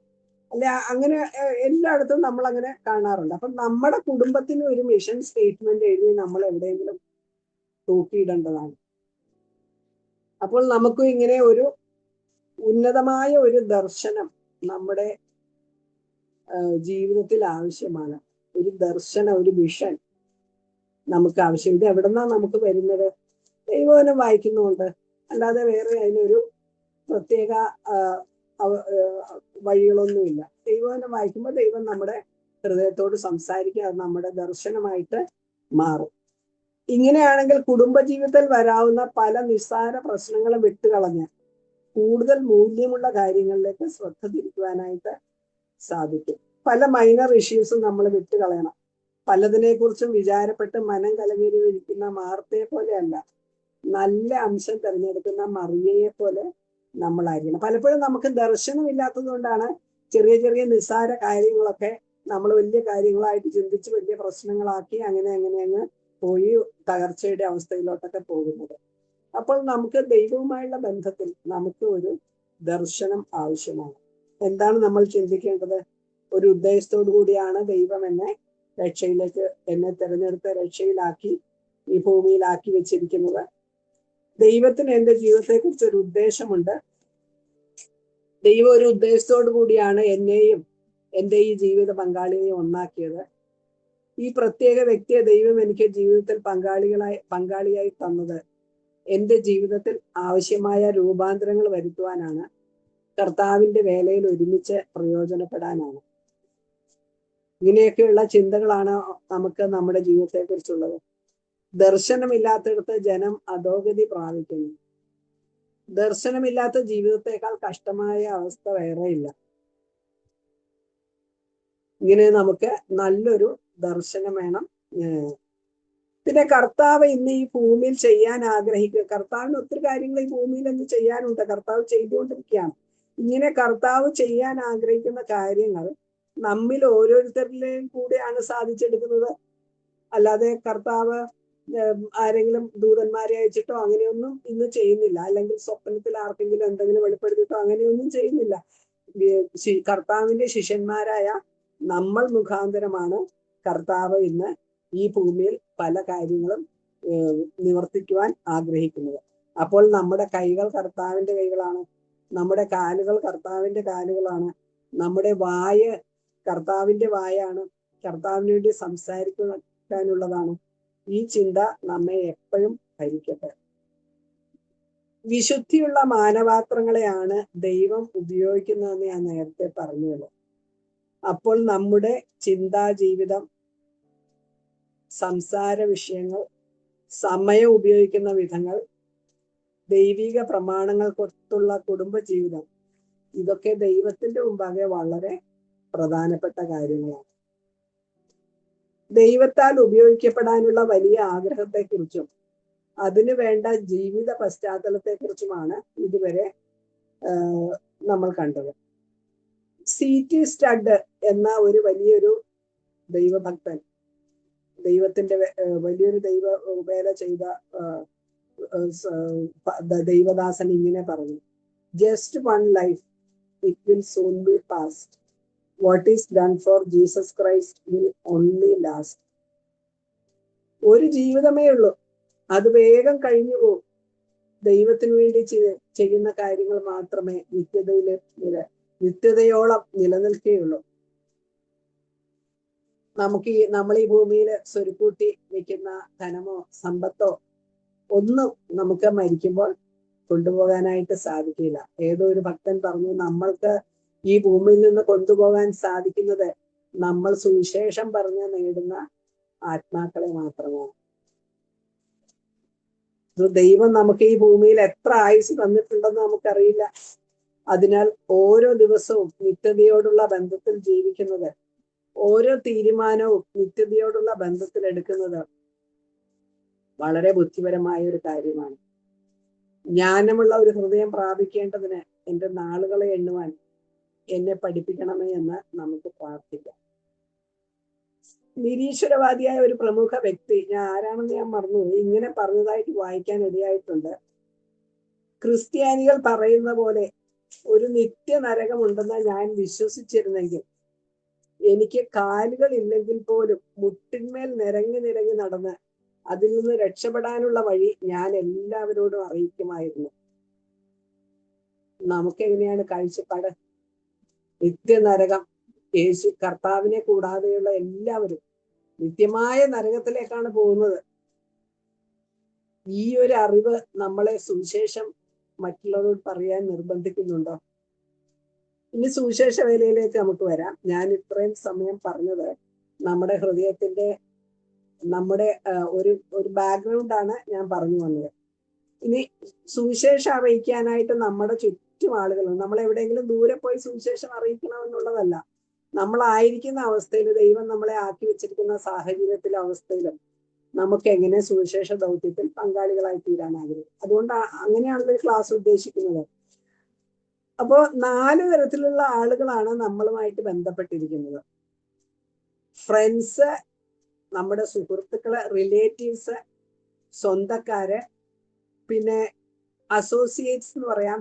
ഇപ്പൊ ജോലിക്ക് പോകുന്നവരാണെങ്കിൽ അവരുടെ സഹപ്രവർത്തകര്, അല്ലെങ്കിൽ നമ്മളുമായിട്ട് അങ്ങനെ ഡേ ടു ഡേ ബന്ധപ്പെടുന്ന പല ആളുകളും ഇപ്പൊ വീട്ടിൽ പാല് കൊണ്ടുവരുന്നവര്, മീൻ കൊണ്ടുവരുന്നവര്, പച്ചക്കറി കൊണ്ടുവരുന്നവര്, അല്ലെങ്കിൽ ഡെലിവറി ബോയ്സ്, പല കാര്യങ്ങള് ഇതൊക്കെ ഡെലിവറി ചെയ്യുന്നവര്, അല്ലെങ്കിൽ പിന്നെ വീട്ടിൽ വരുന്ന സെയിൽസ് ഗേൾസ്, സെയിൽസിന് വേണ്ടി വരുന്നവര്, ഇങ്ങനെയുള്ള ആളുകളുമായിട്ട് നമ്മൾ ബന്ധപ്പെടും. പിന്നെ സ്ട്രേഞ്ചേഴ്സ്, ഇങ്ങനെ 5 കാറ്റഗറി ആളുകളാണ്. സോ അപ്പൊ നമ്മൾ അവരോടൊക്കെ ബന്ധപ്പെടുമ്പോൾ ഒന്നാമത് വേണ്ട കാര്യം നമ്മുടെ പേഴ്സണൽ ടെസ്റ്റിമണിയാണ്. Power of our personal testimony. നമ്മളുമായിട്ട് വളരെ അടുത്ത് ജീവിക്കുന്ന ആളുകൾ അവര് പ്രത്യേകിച്ച് ഒബ്സർവ് ചെയ്യുന്നില്ലെങ്കിലും അവര് പല കാര്യങ്ങളും മനസ്സിലാക്കുന്നുണ്ട്. നമ്മുടെ കാഴ്ചപ്പാടുകള്, പണത്തോടുള്ള മനോഭാവം, അതുപോലെ നമ്മുടെ ജീവിതത്തിൽ വരുന്ന പ്രതിസന്ധികൾ നമ്മൾ എങ്ങനെയാണ് കൈകാര്യം ചെയ്യുന്നത്, നമ്മുടെ വേൾഡ് വ്യൂ, നമ്മുടെ ലോകവീക്ഷണം എന്താണ്, ഇങ്ങനെയൊക്കെ അവര് നമ്മളെ ഒബ്സർവ് ചെയ്യുന്നുണ്ട്. അപ്പൊ ഒരു സ്ട്രോങ് ആയിട്ടുള്ള ഒരു നല്ലൊരു ടെസ്റ്റ് മണി നമുക്ക് ഇവരുടെ എല്ലാം മുമ്പിൽ ആവശ്യമാണ്. പിന്നെ ഈ പറഞ്ഞ ആളുകള്, ഞാൻ അവിശ്വാസികളെ കുറിച്ചാണ് പറയുന്നത്. നമ്മുടെ ഫ്രണ്ട്സ്, റിലേറ്റീവ്സ്, അസോസിയേറ്റ്സ്, നെയ്ബേഴ്സ്, അതുപോലെ നമ്മൾ സുവിശേഷം പ്രത്യേകം അറിയിക്കാൻ വേണ്ടി മെനക്കെട്ട് പോകുമ്പോഴാണ് സ്ട്രേഞ്ചേഴ്സിനെ നമ്മൾ മീറ്റ് ചെയ്യുന്നത്. സോ നമ്മള് ഇങ്ങനെയുള്ള ആളുകളുമായിട്ടൊക്കെ നിത്യം ഇടപെട്ട് ജീവിക്കുമ്പോൾ നമ്മൾ ഓപ്പർച്യൂണിറ്റീസ് സീക്ക് ചെയ്യണം. ഇവരോട് സുവിശേഷം പറയാൻ ഒരു അവസരം കിട്ടുമോ എന്നുള്ളതായിരിക്കും നമ്മുടെ മനസ്സിൽ എപ്പോഴും ചിന്തിക്കേണ്ട ഒരു കാര്യം. ആത്മാക്കളെ കുറിച്ച് ദാഹമുള്ളവർക്ക് എപ്പോഴും അങ്ങനെ ഒരു ചിന്തയുണ്ടാകും. ദൈവമേ, ആരെങ്കിലും എൻ്റെ മുമ്പിൽ കൊണ്ടുവരണേ, അല്ലെങ്കിൽ എനിക്ക് എങ്ങനെയെങ്കിലും ഒരു ഓപ്പർച്യൂണിറ്റീസ് തരണമേ എന്നുള്ള ഒരു ഹൃദയത്തിൽ ഒരു വിചാരം എപ്പോഴും അങ്ങനെയുള്ളവർക്കുണ്ടാകും. അപ്പോൾ നമ്മള് ആളുകളുടെ ആവശ്യങ്ങൾ മനസ്സിലാക്കണം, അവരെ മനസ്സിലാക്കണം, അവരുമായിട്ട് നല്ലൊരു കോണ്ടാക്ട് ഡെവലപ്പ് ചെയ്യണം. അതൊക്കെ നമ്മുടെ സാഹചര്യത്തിൽ നമുക്ക് എങ്ങനെ ചെയ്യാൻ പറ്റുമെന്ന് നമ്മൾ ഓരോരുത്തരും ചിന്തിച്ചാൽ മതി. ഞാനൊരു ബുക്കിൽ ഇങ്ങനെ വായിച്ചു, having come to Christ you have to penetrate human society, you are to mix with unbelievers and you are to try to understand their patterns and listen to their questions to understand their worldview. You have to feel their burdens and respond to their needs. ഇതാണ് നമ്മളെ രക്ഷിക്കപ്പെട്ട കർത്താവിന്റെ ശിഷ്യന്മാരായിട്ട് കഴിയുമ്പോൾ നമ്മൾ സൊസൈറ്റിയിലേക്ക് നമ്മൾ penetrate ചെയ്യണം. നമ്മൾ isolated ആയിട്ട് ജീവിക്കരുത്. നമ്മൾ ഈ വേർപാടുകാരെന്നൊക്കെ പറഞ്ഞ പോലെ എല്ലാവരും വേർപെട്ട വിശ്വാസികളുടെ ഒരു കൂട്ടം മാത്രമായിട്ട് വേറെ ആരുമായിട്ട് ഒരു അസോസിയേഷൻ ഇല്ല. അങ്ങനെ ഒരു ജീവിതമല്ല ദൈവം നമ്മളെ കുറിച്ച് ഉദ്ദേശിക്കുന്നത്. നമ്മൾ സൊസൈറ്റിയിലായിട്ട് മിങ്കിൾ ചെയ്ത് സൊസൈറ്റിയിൽ പെനട്രേറ്റ് ചെയ്യണം. അവിശ്വാസികളുമായിട്ട് നമ്മൾ മിക്സ് ചെയ്യണം. നമ്മൾ അവരെ മനസ്സിലാക്കാനായിട്ട് ശ്രമിക്കണം. അവരോട് സിമ്പതി കാണിക്കണം. അവരുമായിട്ട് നമ്മൾ കമ്മ്യൂണിക്കേറ്റ് ചെയ്യണം. പല വിഷയങ്ങളും ചർച്ച ചെയ്യണം. അവരുടെ ചോദ്യങ്ങളൊക്കെ നമ്മൾ കേൾക്കണം. അവരുടെ ലോകവീക്ഷണം നമ്മൾ മനസ്സിലാക്കണം. ഇങ്ങനെയൊക്കെ ചെയ്യുമ്പോൾ നമ്മൾക്ക് അവരെ മനസ്സിലാക്കുവാൻ, അവരെ മനസ്സിലാക്കിക്കൊണ്ട് അവരെ അണ്ടർസ്റ്റാൻഡ് ചെയ്തുകൊണ്ട് നമുക്ക് അവരോട് ദൈവത്തിന്റെ കാര്യങ്ങളൊക്കെ പറയാനൊക്കെ സാധിക്കും. ഈ 2 കൊറിന്ത്യർ 5:14 ഇങ്ങനൊരു വാക്യമുണ്ട്, ഞാൻ ആരെയും ഇനി ജഡപ്രകാരം അറിയുന്നില്ല. അപ്പോൾ നമ്മുടെ ചുറ്റും ഒത്തിരി ആളുകളുണ്ട്. നമ്മൾ അവരെ എങ്ങനെയാ നോക്കുന്നു? ഇയാൾ വലിയ സമ്പന്നനാണ്, മറ്റേയാൾ വളരെ എഡ്യൂക്കേറ്റഡ് ആണ്, ഇയാളൊരു കമ്പനിയുടെ CEO ആണ്, ഇയാളൊരു ഹൈകാസ്റ്റ് ഹിന്ദു ആണ്, ഹൈകാസ്റ്റ് ആളാണ്, ഇയാൾ ലോ കാസ്റ്റ് ആളാണ്. അങ്ങനെയൊന്നും അല്ല നമ്മൾ ചിന്തിക്കുന്നത്. നമ്മൾ ഏതൊരു വ്യക്തിയെ കണ്ടാലും നമ്മൾ ചിന്തിക്കുന്ന എന്താണ്? ആത്മരക്ഷ ആവശ്യമുള്ള ഒരു വ്യക്തിയാണ്. ഈ വ്യക്തി ക്രിസ്തുവിനെ കൂടാതെ നരകത്തിലേക്ക് സഞ്ചരിച്ചുകൊണ്ടിരിക്കുന്നതാണ്. അങ്ങനെ ഒരു കാര്യം നമുക്ക് അവരെ കുറിച്ച് തോന്നണം. കർത്താവിനെ കുറിച്ച് നമ്മൾ വായിക്കുന്നത്, കർത്താവ് ജനത്തെ ഇടയനില്ലാത്ത ആടുകളെ പോലെ കുഴഞ്ഞവരും ചിന്നിയവരുമായി കണ്ട് മനസ്സലിഞ്ഞു എന്നാണ്. ഇങ്ങനെ നമ്മൾ ആളുകളെ ആ ഒരു കണ്ണോടുകൂടി കാണണം. അവർ ഒന്നാണെന്ന് നമ്മൾ ഒരിക്കലും വിചാരിക്കരുത്. നമ്മൾ ഡിഫറെന്റ് ആണ്, നമ്മൾ സുപ്പീരിയർ അല്ല, നമ്മൾ പക്ഷെ ഡിഫറെന്റ് ആണ്. അവരെ പോലെ നമ്മളും പാപികളായിരുന്നു. ദൈവം നമ്മളെ തിരഞ്ഞെടുത്ത രക്ഷയിലാക്കി. So we are different from others. അപ്പൊ പക്ഷെ നമ്മൾ അവരോട് മിങ്കിൾ ചെയ്യുമ്പോൾ നമ്മള് ആ ഒരു സ്റ്റാൻഡിൽ നിന്നുകൊണ്ട് വേണം നമ്മൾ മിങ്കിൾ ചെയ്യാനായിട്ട്. അത് നമ്മൾ വളരെ ശ്രദ്ധിക്കണം. ചിലപ്പോൾ ചിലവര് തങ്ങളുടെ ദുഃഖങ്ങളൊക്കെ അവിശ്വാസികളോട് പോയി പറയും. അങ്ങനെയൊക്കെ ചെയ്യുന്നത് വളരെ ഫൂളിഷ്നെസ്സും മണ്ടത്തരമാണ്. നമ്മുടെ എല്ലാ കോൺവെർസേഷനിൽ നിന്നും നമ്മുടെ ആറ്റിറ്റ്യൂഡിൽ നിന്നും ഒക്കെ അവർക്ക് എന്ത് മനസ്സിലാകണം? നമ്മൾ ദൈവമുള്ള വ്യക്തികളാണ്, നമ്മൾ ഡിഫറെന്റ് ആണ്, നമ്മുടെ ലൈഫ് സ്റ്റൈല് ഡിഫറെന്റ് ആണ്, നമ്മൾ അവരെ പോലെ അല്ല എന്നുള്ളൊരു ചിന്താഗതി അവർക്ക് വരുവാനായിട്ട് ഇടയാകണം. സോ ഞാൻ പറഞ്ഞത് മറ്റുള്ളവരുമായിട്ടുള്ള ഒരു കോണ്ടാക്ട്, അവരെ കാണേണ്ട വിധങ്ങൾ. ഇപ്പൊ നമ്മളൊരു ഹോസ്പിറ്റലില് വെയിറ്റ് ചെയ്തിരിക്കാന്ന് ഓർത്തോ, ഡോക്ടറെ കാണാൻ നമ്മൾ വെയിറ്റിംഗ് ഏരിയയിൽ ഇരിക്കുകയാണെങ്കിൽ നമ്മുടെ അപ്പുറത്തും ഇപ്പുറത്തും ഒക്കെ എത്ര പേരാണ് ഇരിക്കുന്നത്. അവരോടൊക്കെ നമ്മൾക്കൊരു കോണ്ടാക്ട് എസ്റ്റാബ്ലിഷ് ചെയ്യാനും റിലേറ്റ് ചെയ്യാനും ഒക്കെ നമുക്ക് സാധിക്കണം. അങ്ങനെ നമ്മുടെ സുഹൃത്ത് വലയം നമ്മൾ മെച്ചപ്പെടുത്തണം. എന്നാലേ നമുക്ക് സുവിശേഷം പറയാനായിട്ട് കൂടുതൽ സാധ്യതകൾ കിട്ടുള്ളൂ. ഇനി ആളുകളെ കുറിച്ച് നമ്മൾ ചിന്തിക്കുമ്പോൾ ഈ ആളുകളൊക്കെ നമ്മൾ കാണുന്ന പോലെ അല്ല അവരുടെ ഹൃദയങ്ങളിൽ. അവര് ഒരുപക്ഷെ സത്യം അന്വേഷിച്ച് നടക്കുന്നവരായിരിക്കും. മനുഷ്യരെ കുറിച്ച് സെന്റ് അഗസ്റ്റിൻ ആണെന്ന് തോന്നുന്നു ഇങ്ങനെ പറഞ്ഞു: ദൈവം അവരുടെ ഹൃദയത്തിൽ ഒരു വാക്വം സ്പേസ് സൃഷ്ടിച്ചിട്ടുണ്ട്. അത് ദൈവത്താൽ മാത്രമേ അത് ഫില്ല് ചെയ്യാനായിട്ട് സാധിക്കുകയുള്ളൂ. അങ്ങനെ മനുഷ്യരെല്ലാം എന്തിനോ വേണ്ടി ദാഹിക്കുന്നവരാണ്. ചിലപ്പോൾ അവർ കുറെ പഠിച്ച് വിദ്യാഭ്യാസം നേടി അങ്ങനെ അങ്ങ് പോകും. ചിലപ്പോൾ അവർ കുറെ പണം ഉണ്ടാക്കി അങ്ങനെ അങ്ങ് പോകും. ചിലപ്പോൾ സ്ഥാനമാനങ്ങൾ നേടി അങ്ങനെ അങ്ങ് പോകും. ചിലപ്പോൾ പ്രസിദ്ധിയുടെ പിന്നാലെ ആയിരിക്കും. പക്ഷെ അവര് ഒരു സമയം മനസ്സിലാക്കും ഇതൊന്നും അവരെ സാറ്റിസ്ഫൈ ചെയ്യാൻ പര്യാപ്തമായ കാര്യങ്ങൾ അല്ല എന്നുള്ളത്. സോ ആളുകളൊക്കെ അവരുടെ സാറ്റിസ്ഫാക്ഷൻ ഈ ലോകത്തിലെ കാര്യങ്ങളിൽ കണ്ടെത്തുവാൻ ശ്രമിക്കുന്നവരാണ് നമ്മുടെ ചുറ്റുമുള്ള എല്ലാ ആളുകളും. അപ്പൊ നമുക്ക് എന്ത് സത്യം അറിയാം?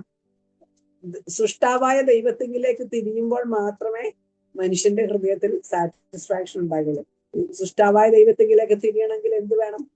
സുവിശേഷം അറിയണം, യേശു നമുക്ക് വേണ്ടി എന്ത് ചെയ്തു എന്നറിയണം, അങ്ങനെ ദൈവവുമായിട്ട് നിരപ്പ് പ്രാപിക്കണം. ഈ കാര്യങ്ങളൊക്കെ നമുക്ക് അവരെ കുറിച്ച് അവർക്ക് അതാണ് ആവശ്യമുള്ളതെന്ന് നമ്മൾ അവരെ കുറിച്ച് ചിന്തിക്കണം. So coming to Christ only brings true satisfaction for human souls. അപ്പൊ ഇതൊക്കെയാണ് നമ്മള് ആളുകളെ കുറിച്ച് ചിന്തിക്കുമ്പോൾ നമുക്കുണ്ടാകുന്ന ചിന്തകൾ. ഇനി ഏറ്റവും വലിയൊരു കാര്യം എന്ന് പറയുന്നത്, നമ്മൾ സുവിശേഷമൊക്കെ പറയും, പക്ഷെ ഏറ്റവും പ്രധാനം പ്രാർത്ഥനയാണ്. നമ്മൾ സുവിശേഷം നമ്മൾക്ക് ഓപ്പർച്യൂണിറ്റി തരാൻ ദൈവത്തോട് പ്രാർത്ഥിക്കണം. ഇപ്പം നിങ്ങൾ ഇന്ന രീതിയിൽ പ്രവർത്തിക്കണമെന്ന് പറയാൻ എനിക്ക് പറ്റിയില്ല, കാരണം ഓരോരുത്തരുടെയും ആയിരിക്കുന്ന അവസ്ഥ വളരെ വ്യത്യാസമാണ്.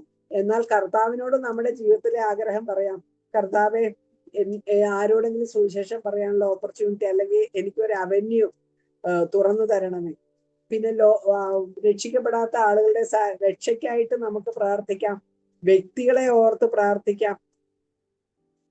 അപ്പൊ ഇങ്ങനെ പ്രാർത്ഥന വളരെ പ്രധാനമാണ്. നമ്മൾ ഒരു വ്യക്തിയെ കോണ്ടാക്ട് ചെയ്താൽ തന്നെ പിന്നീട് നമ്മൾ ആ വ്യക്തിക്ക് വേണ്ടി പ്രാർത്ഥിക്കണം. എല്ലാ മനുഷ്യരും രക്ഷ പ്രാപിക്കണമെന്നാണ് ദൈവത്തിന്റെ ആഗ്രഹം. എല്ലാവരും രക്ഷ പ്രാപിക്കണമെന്നാണ് ദൈവത്തിന്റെ ആഗ്രഹം. നമ്മൾ ഈ സുവിശേഷം പറയുന്ന പ്രവൃത്തി ഒരു ടീം വർക്കാണ്. ടീം വർക്കായിട്ട് ചെയ്യുന്നതാണ് എപ്പോഴും അതൊരു എഫക്റ്റീവ് ആയിരിക്കുന്നത്. 1 കൊരിന്ത്യർ 3:6 പൗലോസ് പറഞ്ഞു: ഞാൻ നട്ടു, അപ്പല്ലോസ് നനച്ചു, ദൈവം അത്രേ വളരുമാറാക്കിയത്. അപ്പൊ ചിലവരൊക്കെ നടുവാൻ ഉള്ളവരാണ്, ചിലവരൊക്കെ നനയ്ക്കുവാനുള്ളവരാണ്. ഇത് നമുക്ക് സഭയുടെ പശ്ചാത്തലത്തിൽ നമുക്ക് ചെയ്യാൻ പറ്റുന്ന കാര്യങ്ങളാണ്.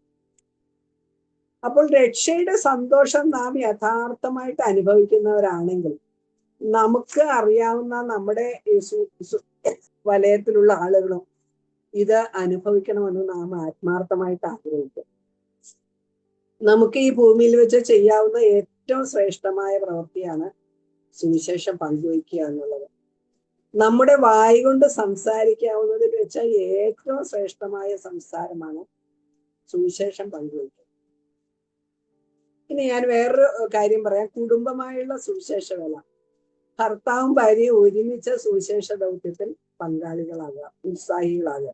എന്നാൽ പലപ്പോഴും ഭാര്യമാരുടെ കോണ്ടെക്സ്റ്റിലാണെങ്കിൽ കുഞ്ഞുങ്ങളൊക്കെ വളരെ ചെറുതായിരിക്കുന്ന സമയത്ത് നമുക്ക് ഇങ്ങനെ പുറത്തോട്ടുള്ള പ്രവർത്തനങ്ങളൊന്നും സാധ്യമായിരിക്കുകയില്ല. എന്നാൽ സുവിശേഷ പ്രവർത്തനത്തിൽ ഉത്സാഹികളായ ഭർത്താക്കന്മാർക്ക് എല്ലാവിധ സപ്പോർട്ടും നൽകുവാൻ ഭാര്യമാർക്ക് സാധിക്കും. നല്ല സഹോദരന്മാർ പലരും വളരെ ഉത്സാഹികളായിരിക്കും സുവിശേഷം അറിയിക്കാൻ. ഇപ്പൊ വീക്കെൻഡിൽ കിട്ടുന്ന ഒരു ഹോളിഡേ ഉള്ള സമയത്തായിരിക്കും ഭർത്താവ് സുവിശേഷത്തിന് പ്രവർത്തനത്തിന് പോകാൻ താല്പര്യപ്പെടുന്നത്. അപ്പൊ ഭാര്യ എന്ത് ചെയ്യണം? ഭാര്യയെ അതിന് ഒരു സഹകരണ മനോഭാവം കാണിക്കണം. ഇന്നൊരു ദിവസമല്ലേ കിട്ടിയുള്ളൂ എന്ന് വിചാരിക്കരുത്. സോ നമുക്ക് ആ സുവിശേഷ വേലയെ കുറിച്ചുള്ള ഒരു തീഷ്ണതയുണ്ടെങ്കിൽ നമ്മൾ അതിന് തന്നെ പ്രാധാന്യം കൊടുക്കും. സോ ഭർത്താവിന്റെ അസാന്നിധ്യത്തിൽ കുടുംബത്തിൽ വരുന്ന കുറവുകൾ ഭാര്യമാർ പരിഹരിക്കണം. സുവിശേഷ വേലയെ കുറിച്ച് നല്ല കാഴ്ചപ്പാട് സഹോദരിമാർക്കുണ്ടെങ്കിലേ ഇത് സാധിക്കുകയുള്ളൂ. വിവാഹത്തിന് മുമ്പ് ധാരാളം പ്രവർത്തിച്ചിരുന്ന സഹോദരന്മാർ വിവാഹശേഷം ഇതിൽ കുറവ് വരുന്നതായി കണ്ടിട്ടുണ്ട്. ഭാര്യമാരുടെ കാഴ്ചപ്പാടിന്റെ അഭാവത്താലാണ് ഇത് സംഭവിക്കുന്നത്. സഹോദരിമാരുടെ ഭാഗത്ത് നിന്ന് ഒരു ത്യാഗ മനോഭാവം ആവശ്യമാണ്. സുവിശേഷ വേലയെക്കുറിച്ച് നല്ല കാഴ്ചപ്പാടുണ്ടെങ്കിൽ മാത്രമേ ഈ ത്യാഗ മനോഭാവം നമുക്ക് ഉണ്ടാകുകയുള്ളൂ. പിന്നെ സഹോദരിമാർക്ക് സഭയായി നടത്തുന്ന സുവിശേഷ പ്രവർത്തനങ്ങളിൽ എല്ലാ വിധത്തിലും സഹകരിച്ച് അങ്ങനെ ഒത്തിരി ഓപ്പർച്യൂണിറ്റീസ് അവർക്ക് കിട്ടും. പിന്നെ വേറൊരു കാര്യം എന്ന് പറഞ്ഞാൽ മക്കൾ വഴിയും നമുക്ക് സുവിശേഷം പറയാനുള്ള അവസരങ്ങൾ കിട്ടും. മക്കളുടെ ബർത്ത്ഡേക്കൊക്കെ അവരുടെ സുഹൃത്തുക്കളെയൊക്കെ വിളിക്കുക, അതിഥി സൽക്കാരം ചെയ്യുക, അങ്ങനെയൊക്കെ നമുക്ക് അവസരങ്ങൾ കിട്ടും. ജോലിക്ക് പോകുന്ന സഹോദരിമാരുണ്ടല്ലോ കുറച്ചെങ്കിലും നമ്മുടെ ഇടയിൽ, അവർക്ക് ആ ജോലി ഒരു സുവിശേഷ വേലയ്ക്കുള്ള ഒരു അവന്യൂ ആയിട്ട് നമ്മൾ കാണും. ആ ജോലി സ്ഥലം ഒരു സുവിശേഷ വേലയ്ക്കുള്ള ഒരു സ്ഥലമായിട്ട് നമ്മൾ കാണണം. നമ്മൾ പ്രാർത്ഥിക്കണം, കർത്താവെ ഞാൻ ഇവരോട് ഡെയിലി അസോസിയേറ്റ് ചെയ്യുന്നവരാണ്, ഞാൻ വഴിയായിട്ട് ഇവരെ കർത്താവിന്റെ സുവിശേഷം അറിയാൻ ഇടയാകണമെന്ന്. പ്രത്യേകിച്ച് ഞാൻ വിചാരിക്കുന്നത് ടീച്ചേഴ്സ്, നേഴ്സസ്, ഇങ്ങനെയൊക്കെയുള്ള പ്രൊഫഷനിലുള്ളവർക്ക് വളരെ നല്ല അവസരങ്ങൾ കിട്ടും. ടീച്ചേഴ്സിന് ഒരുപാട് അവന്യൂസ് കിട്ടും. കുട്ടികളെ സ്നേഹിക്കുക, അവരോട് സ്നേഹമായിട്ട് ഇടപെടുക, എന്തെല്ലാം കാര്യങ്ങൾ നമ്മുടെ ചുറ്റും എന്തോരം കുട്ടികളാണല്ലോ, എന്തോരം അവിശ്വാസികളാണുള്ളത്, നമുക്ക് ഇൻഫ്ലുവൻസ് ഉള്ളവരെ, സ്വാധീനിക്കാൻ കഴിയുന്നവരെ. അപ്പൊ നമ്മൾ അങ്ങനെയൊരു എന്താ പറയാ, ഈ ഒരു ദൈവം എന്നെ ഈ ഒരു ജോലി തന്നത് ഇവിടെ ഞാൻ സുവിശേഷ വേല ചെയ്യാനാണ് എന്ന് നമ്മൾ വിചാരിക്കുകയാണെങ്കിൽ മാത്രമേ അങ്ങനെ ഒരു കാഴ്ചപ്പാടിൽ നമുക്ക് ആ ജോലി സ്ഥലത്ത് ആയിരിക്കാനായിട്ട് സാധിക്കുകയുള്ളൂ. വലിയൊരു അവന്യൂ ആണ് ഈ പഠിപ്പിക്കുക, ടീച്ചേഴ്സിന്റെ ഒരു ജോലി. അനേക അവസരങ്ങൾ, അനേകരെ ഇൻഫ്ലുവൻസ് ചെയ്യാൻ, അല്ലെങ്കിൽ അവരെ ഒന്ന് സ്നേഹിക്കാൻ, അത് മുഖാന്തരം അവരെ അവര് നമ്മളുമായിട്ട് കൂടുതൽ അടുക്കുവാനും, അങ്ങനെ പലപ്പോഴും അവരുടെ പ്രശ്നങ്ങള്, ചിലപ്പോൾ കുടുംബത്തിൽ അവർക്ക് വലിയ പ്രശ്നങ്ങളായിരിക്കും, അങ്ങനെയൊക്കെ കേട്ടിട്ടുണ്ടോ സാർ? അങ്ങനെ വിശ്വാസികളായിട്ടുള്ള സാർമാരോട് വന്നിട്ട് എൻ്റെ അച്ഛനും അമ്മയും തമ്മിൽ വഴക്കാണ് സാറേ, എനിക്കും ഒരു സമാധാനമില്ല, ഇങ്ങനെയൊക്കെ പിള്ളേരെ, അങ്ങനത്തെ ഒരു ഒരു ടീച്ചറാണ്. നമ്മൾ സൗരിമാരെ കുറിച്ചാണല്ലോ പറയുന്നത്. ഒരു ടീച്ചറാണെന്ന് അവർ മനസ്സിലാക്കിയാൽ അവര് നമ്മുടെ അടുത്ത് വന്ന് അവരുടെ പ്രശ്നങ്ങളൊക്കെ പറയും. അപ്പോൾ നമുക്ക് അവരെ ദൈവത്തെക്കുറിച്ച് പറയുവാനും സുവിശേഷം അറിയിക്കുവാനും ഉള്ള അവസരങ്ങൾ കിട്ടും. പിന്നെ മറ്റൊരു പ്രൊഫഷൻ ഞാൻ മനസ്സിലാക്കുന്നത് നേഴ്സുമാരുടെ പ്രൊഫഷൻ വലിയൊരു അവന്യൂ ആണ് സുവിശേഷം അറിയിക്കാൻ. എനിക്ക് തോന്നുന്നത്, ഞാൻ പറയുന്നത് തെറ്റാണെങ്കിൽ ക്ഷമിക്കണം, ഡോക്ടർമാരെക്കാളും സുവിശേഷം അറിയിക്കാനുള്ള സാധ്യതകളുള്ളത് നേഴ്സിംഗ് പ്രൊഫഷനിലാണ് എന്നാണ് എനിക്ക് പലപ്പോഴും തോന്നിയിട്ടുള്ളത്. കാരണം ഞാൻ വളരെയധികം സമയം ആശുപത്രിയില് പേഷ്യൻ്റായിട്ട് കിടന്നിട്ടുണ്ട്. അപ്പൊ എനിക്ക് തോന്നിയിട്ടുള്ള ഒരു കാര്യമാണ്, ഈ നേഴ്സുമാര് ആളുകളോട് വ്യക്തിപരമായിട്ട് ഇടപെടും, അവരെ ശുശ്രൂഷിക്കാനായിട്ട് വരും. ആ സമയത്തൊക്കെ അവരോട് എത്ര സ്നേഹമായിട്ട് നമുക്ക് പെരുമാറാൻ സാധിക്കും. അവരുടെ വേദനകളിൽ, അവരുടെ ദുഃഖങ്ങളിൽ അവരെ ആശ്വസിപ്പിക്കാനായിട്ട് സാധിക്കും, അവരെ ഉത്സാഹിപ്പിക്കാനായിട്ട് സാധിക്കും. അങ്ങനെയുള്ള പല നേഴ്സുമാരെ എനിക്കറിയാം. നമ്മുടെ സഭയിലുള്ള പെൺകുട്ടികളെ അങ്ങനെ ചെയ്യുന്നവര്, നാട്ടിൽ നേഴ്സായിട്ട് വർക്ക് ചെയ്ത് അങ്ങനെ ചെയ്യുന്ന സൗകര്യമാരെ അറിയാം. ഈ അടുത്തിടയിൽ ഞാൻ ആ ഒരു സൗകര്യത്തെ കുറിച്ച് കേട്ടു. ഒരു പേഷ്യന്റ് അവിടെ വന്ന് അവളുടെ ഭർത്താവ് മരിച്ചുപോയി, അവള് വളരെ ദുഃഖത്തിലാണ്. ഉടനെ ഈ സഹോദരി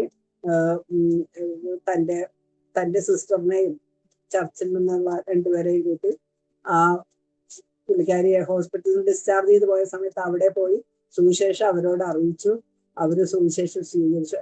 ഞാൻ പറയുന്നത്, ഈ നേഴ്സിംഗ് പ്രൊഫഷനിലുള്ളവരെ നമ്മുടെ പ്രൊഫഷനെ നമ്മൾ അങ്ങനെ കാണണം. ഞാൻ ഇവിടെ ആയിരിക്കുന്നത് ഈ ഇത്രയും വ്യക്തികളുടെ ഇടയ്ക്ക്, ഇത്രയും മനുഷ്യരുടെ ഇടയ്ക്ക് ദൈവം എന്നെ കൊണ്ടുവന്ന് വെച്ചിരിക്കുന്നത്, ഇവരോടെല്ലാം ഞാൻ യേശു ക്രിസ്തുവിനെ കുറിച്ച്, അല്ലെങ്കിൽ ഒരു സത്യ ദൈവം, നമ്മളെ സ്നേഹിക്കുന്ന ഒരു ദൈവമുണ്ട്, ഇങ്ങനെ അങ്ങനെ ആദ്യം സ്റ്റാർട്ട് ചെയ്യുക, തുടർന്ന് നല്ല വ്യക്തമായിട്ടുള്ള സുവിശേഷം നമ്മൾ പറയുക. വലിയൊരു അവന്യൂ ആണ്. എനിക്ക് ജോലിക്ക് പോകാനായിട്ട് വലിയ താല്പര്യമൊന്നും ഇല്ലായിരുന്നു. എനിക്ക് 2 ജോലി കിട്ടിയായിരുന്നു. ഒന്ന് എഞ്ചിനീയറിംഗ് കോളേജിൽ പഠിപ്പിക്കാനും ഒന്ന് ഇലക്ട്രിസിറ്റി ബോർഡിലും. അന്ന് എഞ്ചിനീയറിംഗ് കോളേജിൽ പഠിപ്പിക്കുന്നവർക്ക് വളരെ ഇലക്ട്രിസിറ്റി ബോർഡുമായിട്ട് കമ്പയർ ചെയ്യുമ്പോൾ വളരെ ശമ്പളം കുറവാണ്. എന്നാൽ ഞാൻ ഓർത്തു, എനിക്ക് ഇഷ്ടംപോലെ കുട്ടികളുമായിട്ട് മിങ്കിൾ ചെയ്യാൻ അവസരം കിട്ടും, ഇഷ്ടംപോലെ ആളുകളോട് എനിക്ക് സുവിശേഷം അറിയിക്കാനായിട്ട് സാധിക്കും. അതുകൊണ്ട് ഞാൻ ആ ജോലി തിരഞ്ഞെടുത്തു. മാക്സിമം ഞാൻ എപ്പോഴും അങ്ങനെ സുവിശേഷം അറിയിക്കേണ്ട ഒരു ഉത്തരവാദിത്വം എനിക്ക് ഇവിടെ ഉണ്ട് എന്നുള്ള ഒരു ചിന്തയിലാണ് എൻ്റെ പ്രൊഫഷണൽ കാലം മുഴുവൻ ആയിരുന്നത്. അപ്പോൾ ഞാൻ പറയുന്നത്, നമുക്ക് ആ ഒരു ദൈവം നമ്മളെ ഏൽപ്പിച്ചിരിക്കുന്ന ഏറ്റവും വലിയ ഉത്തരവാദിത്വം ഈ സുവിശേഷം അറിയിക്കുക എന്നുള്ളതാണെന്നും നമ്മുടെ മനസ്സിന്റെ ആഴത്തിലിറങ്ങി നമ്മളെ കൺട്രോൾ ചെയ്യുന്ന ഒരു കാര്യമായിട്ട് തീരണം. അപ്പോൾ ജോലിക്ക് പോകുന്നവർ, അല്ലാതെ വേറെ ഏതെങ്കിലും ഓഫീസിലായാലും അവിടെ ഒരു സുവിശേഷ ഫീൽഡായിട്ട് നമ്മൾ കാണണം. പിന്നെ സഹോദരിമാർക്ക് ചെയ്യാൻ പറ്റുന്ന വലിയൊരു വേലയുണ്ട്. അത് സ്വന്തം മക്കളുടെ ഇടയിലുള്ള സുവിശേഷ പ്രവർത്തനമാണ്. അവരെ സുവിശേഷം പറഞ്ഞ രക്ഷയിലേക്ക് നടത്തുക, അവരെ ആത്മീയമായിട്ട് വളരാൻ പ്രോത്സാഹിപ്പിക്കുക, മറ്റുള്ളവരോട് സുവിശേഷം പറയാൻ അവരെ പ്രോത്സാഹിപ്പിക്കുക. അതൊരു വലിയൊരു കാര്യമാണ് കേട്ടോ. അവർ രക്ഷിക്കപ്പെടുന്ന ഉടനെ തന്നെ അവർ സുവിശേഷം പറയാൻ തുടങ്ങിയാൽ അവർക്ക് സുവിശേഷത്തെ കുറിച്ച് ഒരു ലജ്ജയും ഉണ്ടാകില്ല. തങ്ങളുടെ ക്ലാസ്സിലുള്ളവരോട് ഒക്കെ സുവിശേഷം പറയാനായിട്ട് അവരെ പ്രോത്സാഹിപ്പിക്കുക. ചിലപ്പോൾ നമുക്ക് അവരെ ട്രെയിൻ ചെയ്യാനും സാധിക്കും. കോളേജിലൊക്കെ ഉള്ള മക്കളാണെങ്കിൽ നമുക്ക് എന്ത് ചെയ്യണം, ഹോസ്റ്റലുള്ളവരോടാണെങ്കിൽ എന്ത് ചെയ്യണം, അവിടെ ഒരു ബൈബിൾ സ്റ്റഡി കണ്ടക്ട് ചെയ്യാൻ പറ്റും എന്ന രീതിയിൽ നമ്മൾ അവരെ പ്രോത്സാഹിപ്പിച്ച് അങ്ങനെ അവരെ കൊണ്ടൊക്കെ ചെയ്യിപ്പിക്കാനായിട്ട് സാധിക്കും. അങ്ങനെ ഇതുപോലെ മിഷണറി ജീവചരിത്രങ്ങളൊക്കെ അവർക്ക് വാങ്ങിച്ചു കൊടുക്കുക. വീടുകളിൽ ഇഷ്ടം പോലെ മിഷണറി ജീവചരിത്രങ്ങൾ വേണം. അത് വായിച്ചെങ്കിലാണ് നമുക്ക് സുവിശേഷ വേലയെ കുറിച്ച് വളരെ മോട്ടിവേഷൻ ഉണ്ടാകുകയുള്ളൂ. ഇപ്പോൾ ഇതൊക്കെ ഓൺലൈനിൽ ലഭ്യമാണല്ലോ. അങ്ങനെ സുവിശേഷ വേലയിൽ തൽപരരായ ഒരു തലമുറയെ വാർത്തെടുക്കാൻ അമ്മമാർക്കുള്ള പങ്ക് വളരെ വലുതാണ്. വലിയൊരു സാധ്യതയാണത്. കാരണം നമ്മൾ നമ്മുടെ ഈ ജീവിതം കൊണ്ട് കഴിഞ്ഞു പോകും. എന്നാൽ നമ്മുടെ മക്കളും തുടർച്ചയായിട്ട് ഈ സുവിശേഷ ദൗത്യത്തിൽ വളരെ പ്രയോജനപ്പെടുന്നത് അങ്ങനെ ഒരു അവസ്ഥയിലേക്ക്, അങ്ങനെ അത് തലമുറകളിലേക്ക് നമുക്ക് കൈമാറ്റം ചെയ്യാനായിട്ട് സാധിക്കും. പിന്നെ നമുക്ക് നെയ്ബർഹുഡ് ആണ് നമ്മുടെ വേറൊരു അവന്യൂ എന്ന് പറയുന്നത്. നമുക്ക് സുവിശേഷം അറിയിക്കുവാനുള്ള വാതിലുകൾ വളരെ തുറന്നു കിട്ടാൻ സാധ്യതയുണ്ട്. അപ്പൊ നമ്മുടെ നെയ്ബർഹുഡ് ആകുമ്പോൾ അവർ നമ്മുടെ ഡേ ടു ഡേ, ഇപ്പം ഒരു ഹൗസിംഗ് കോളനിയിലൊക്കെ താമസിക്കുന്ന ഒരു അവസ്ഥയിലായിരുന്നു ഞങ്ങള്. അപ്പൊ നമ്മുടെ ഡേ ടു ഡേ ലൈഫൊക്കെ അവർക്ക് ഒബ്സർവ് ചെയ്യാനായിട്ട് സാധിക്കും. നമ്മുടെ രീതികള്, നമ്മുടെ മക്കളുടെ രീതികള്, നമ്മുടെ വേൾഡ് വ്യൂ, നമ്മുടെ ലോകവീക്ഷണം, ഇങ്ങനെ പല കാര്യങ്ങളും അവര് നമ്മുടെ ജീവിതത്തെ കുറിച്ച്, കാരണം അവരെ എപ്പോഴും നമ്മളെ കാണുന്നുണ്ട്, എപ്പോഴും അങ്ങോട്ടും ഇങ്ങോട്ടും പോകുമ്പോൾ കാണും, ചിലപ്പോൾ നമ്മളുടെ വീട്ടിൽ വരും. അങ്ങനെയൊക്കെ വളരെ കമ്മ്യൂണിക്കേഷനുള്ള ഒരു കമ്മ്യൂണിറ്റിയാണ് നമ്മുടെ നെയ്ബർഹുഡ്. എല്ലാവർക്കും ഇതുപോലെ ഉണ്ടാകണമെന്നില്ല. അപ്പോൾ നമുക്ക് വലിയൊരു അവന്യൂ ആണ് നമ്മുടെ നെയ്ബർഹുഡിൽ സുവിശേഷം അറിയിക്കുക എന്നുള്ളത്. നാം ലോകത്തിന്റെ വെളിച്ചവും ഭൂമിയുടെ ഉപ്പുമായി ശോഭിക്കേണ്ടവരാണ്. അപ്പൊ ഈ നെയ്ബർഹുഡിലുള്ള ആളുകളെ നമ്മളെ ഒബ്സർവ് ചെയ്യുമ്പോൾ നമ്മുടെ നല്ല ഒരു ടെസ്റ്റിമണി അവര് ഒബ്സർവ് ചെയ്യേണ്ടതാണ്. നമ്മുടെ ഇപ്പൊ നമുക്ക് ഓരോ പ്രശ്നങ്ങൾ വരും, അസുഖങ്ങൾ വരും, കഠിനമായ പരിതസ്ഥിതികൾ വരും. അപ്പോൾ നമ്മൾ എങ്ങനെയാണ് പ്രതികരിക്കുന്നത് എന്നുള്ളത് അവര് ശ്രദ്ധിക്കും. അപ്പോൾ ഇതൊരു വലിയൊരു ഓപ്പർച്യൂണിറ്റിയാണ്. അപ്പൊ നമ്മുടെ ജീവിത മുഖാന്തരം നമുക്കതിന് അവസരങ്ങൾ പിന്നീട് കിട്ടും. അതുപോലെ സൽപ്രവർത്തികൾ ധാരാളമായിട്ട് നമ്മൾ ചെയ്യണം. അത് നെയ്ബർഹുഡിൽ സാധിക്കും, നമ്മുടെ സുഹൃത്ത് വലയത്തിൽ സാധിക്കും, ഫ്രണ്ട്സിനോടൊക്കെ സൽപ്രവർത്തികൾക്കുള്ള അവസരങ്ങൾ നമ്മൾ കിട്ടും. ബൈബിളിൽ പറഞ്ഞിരിക്കുന്നത് സ്ത്രീകൾ സൽപ്രവർത്തികൾ ചെയ്യണം എന്നുള്ളതാണ്. വിശ്വാസികളെ കുറിച്ചും വളരെയധികം പ്രാവശ്യം പറഞ്ഞിട്ടുണ്ട് സൽപ്രവർത്തികൾക്കായിട്ട് സൃഷ്ടിക്കപ്പെട്ടിരിക്കുന്നു എന്നുള്ളത്. അപ്പൊ ഇതൊക്കെ നമ്മുടെ മനസ്സിൽ എപ്പോഴും ഉണ്ടായിരിക്കണം. കർത്താവിന് വേണ്ടി പ്രയോജനപ്പെടുവാൻ ഏതൊരു സാഹചര്യത്തിലും നമ്മൾ റെഡി ആയിരിക്കണം.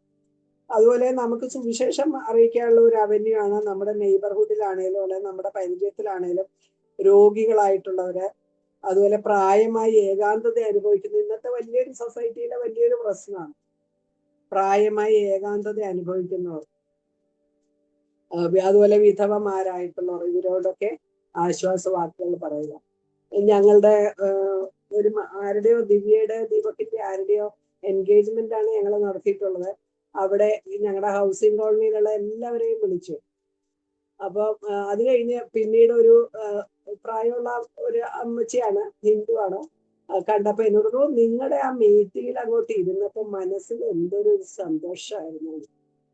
അപ്പൊ അവര് ഏകാന്തത അനുഭവിക്കുന്നവരാണ്. പലരും അങ്ങനെയാണ്, നമ്മൾ അറിയുന്നില്ല.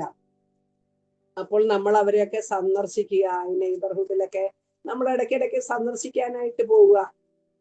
അപ്പോൾ നമുക്ക് അവരോട് ഒരു നല്ലൊരു ബന്ധം സ്ഥാപിക്കുവാനും തുടർന്ന് നമുക്ക് സത്യദൈവത്തെ കുറിച്ച് പറയുവാനും അങ്ങനെ സുവിശേഷം പങ്കുവയ്ക്കുവാനുള്ള അവസരങ്ങൾ ഉടനെ കിട്ടിയില്ലെങ്കിലും അങ്ങനെ നമുക്ക് കുറച്ച് വാതിലുകളൊക്കെ ഓപ്പൺ ചെയ്ത് കിട്ടും. അതുപോലെ ചിലർക്ക് ഏകരായിരിക്കുന്നവർക്ക് ആശുപത്രിയിൽ പോകാൻ വേണ്ടി കൂടെ പോകാൻ ആരുമില്ലായിരിക്കും.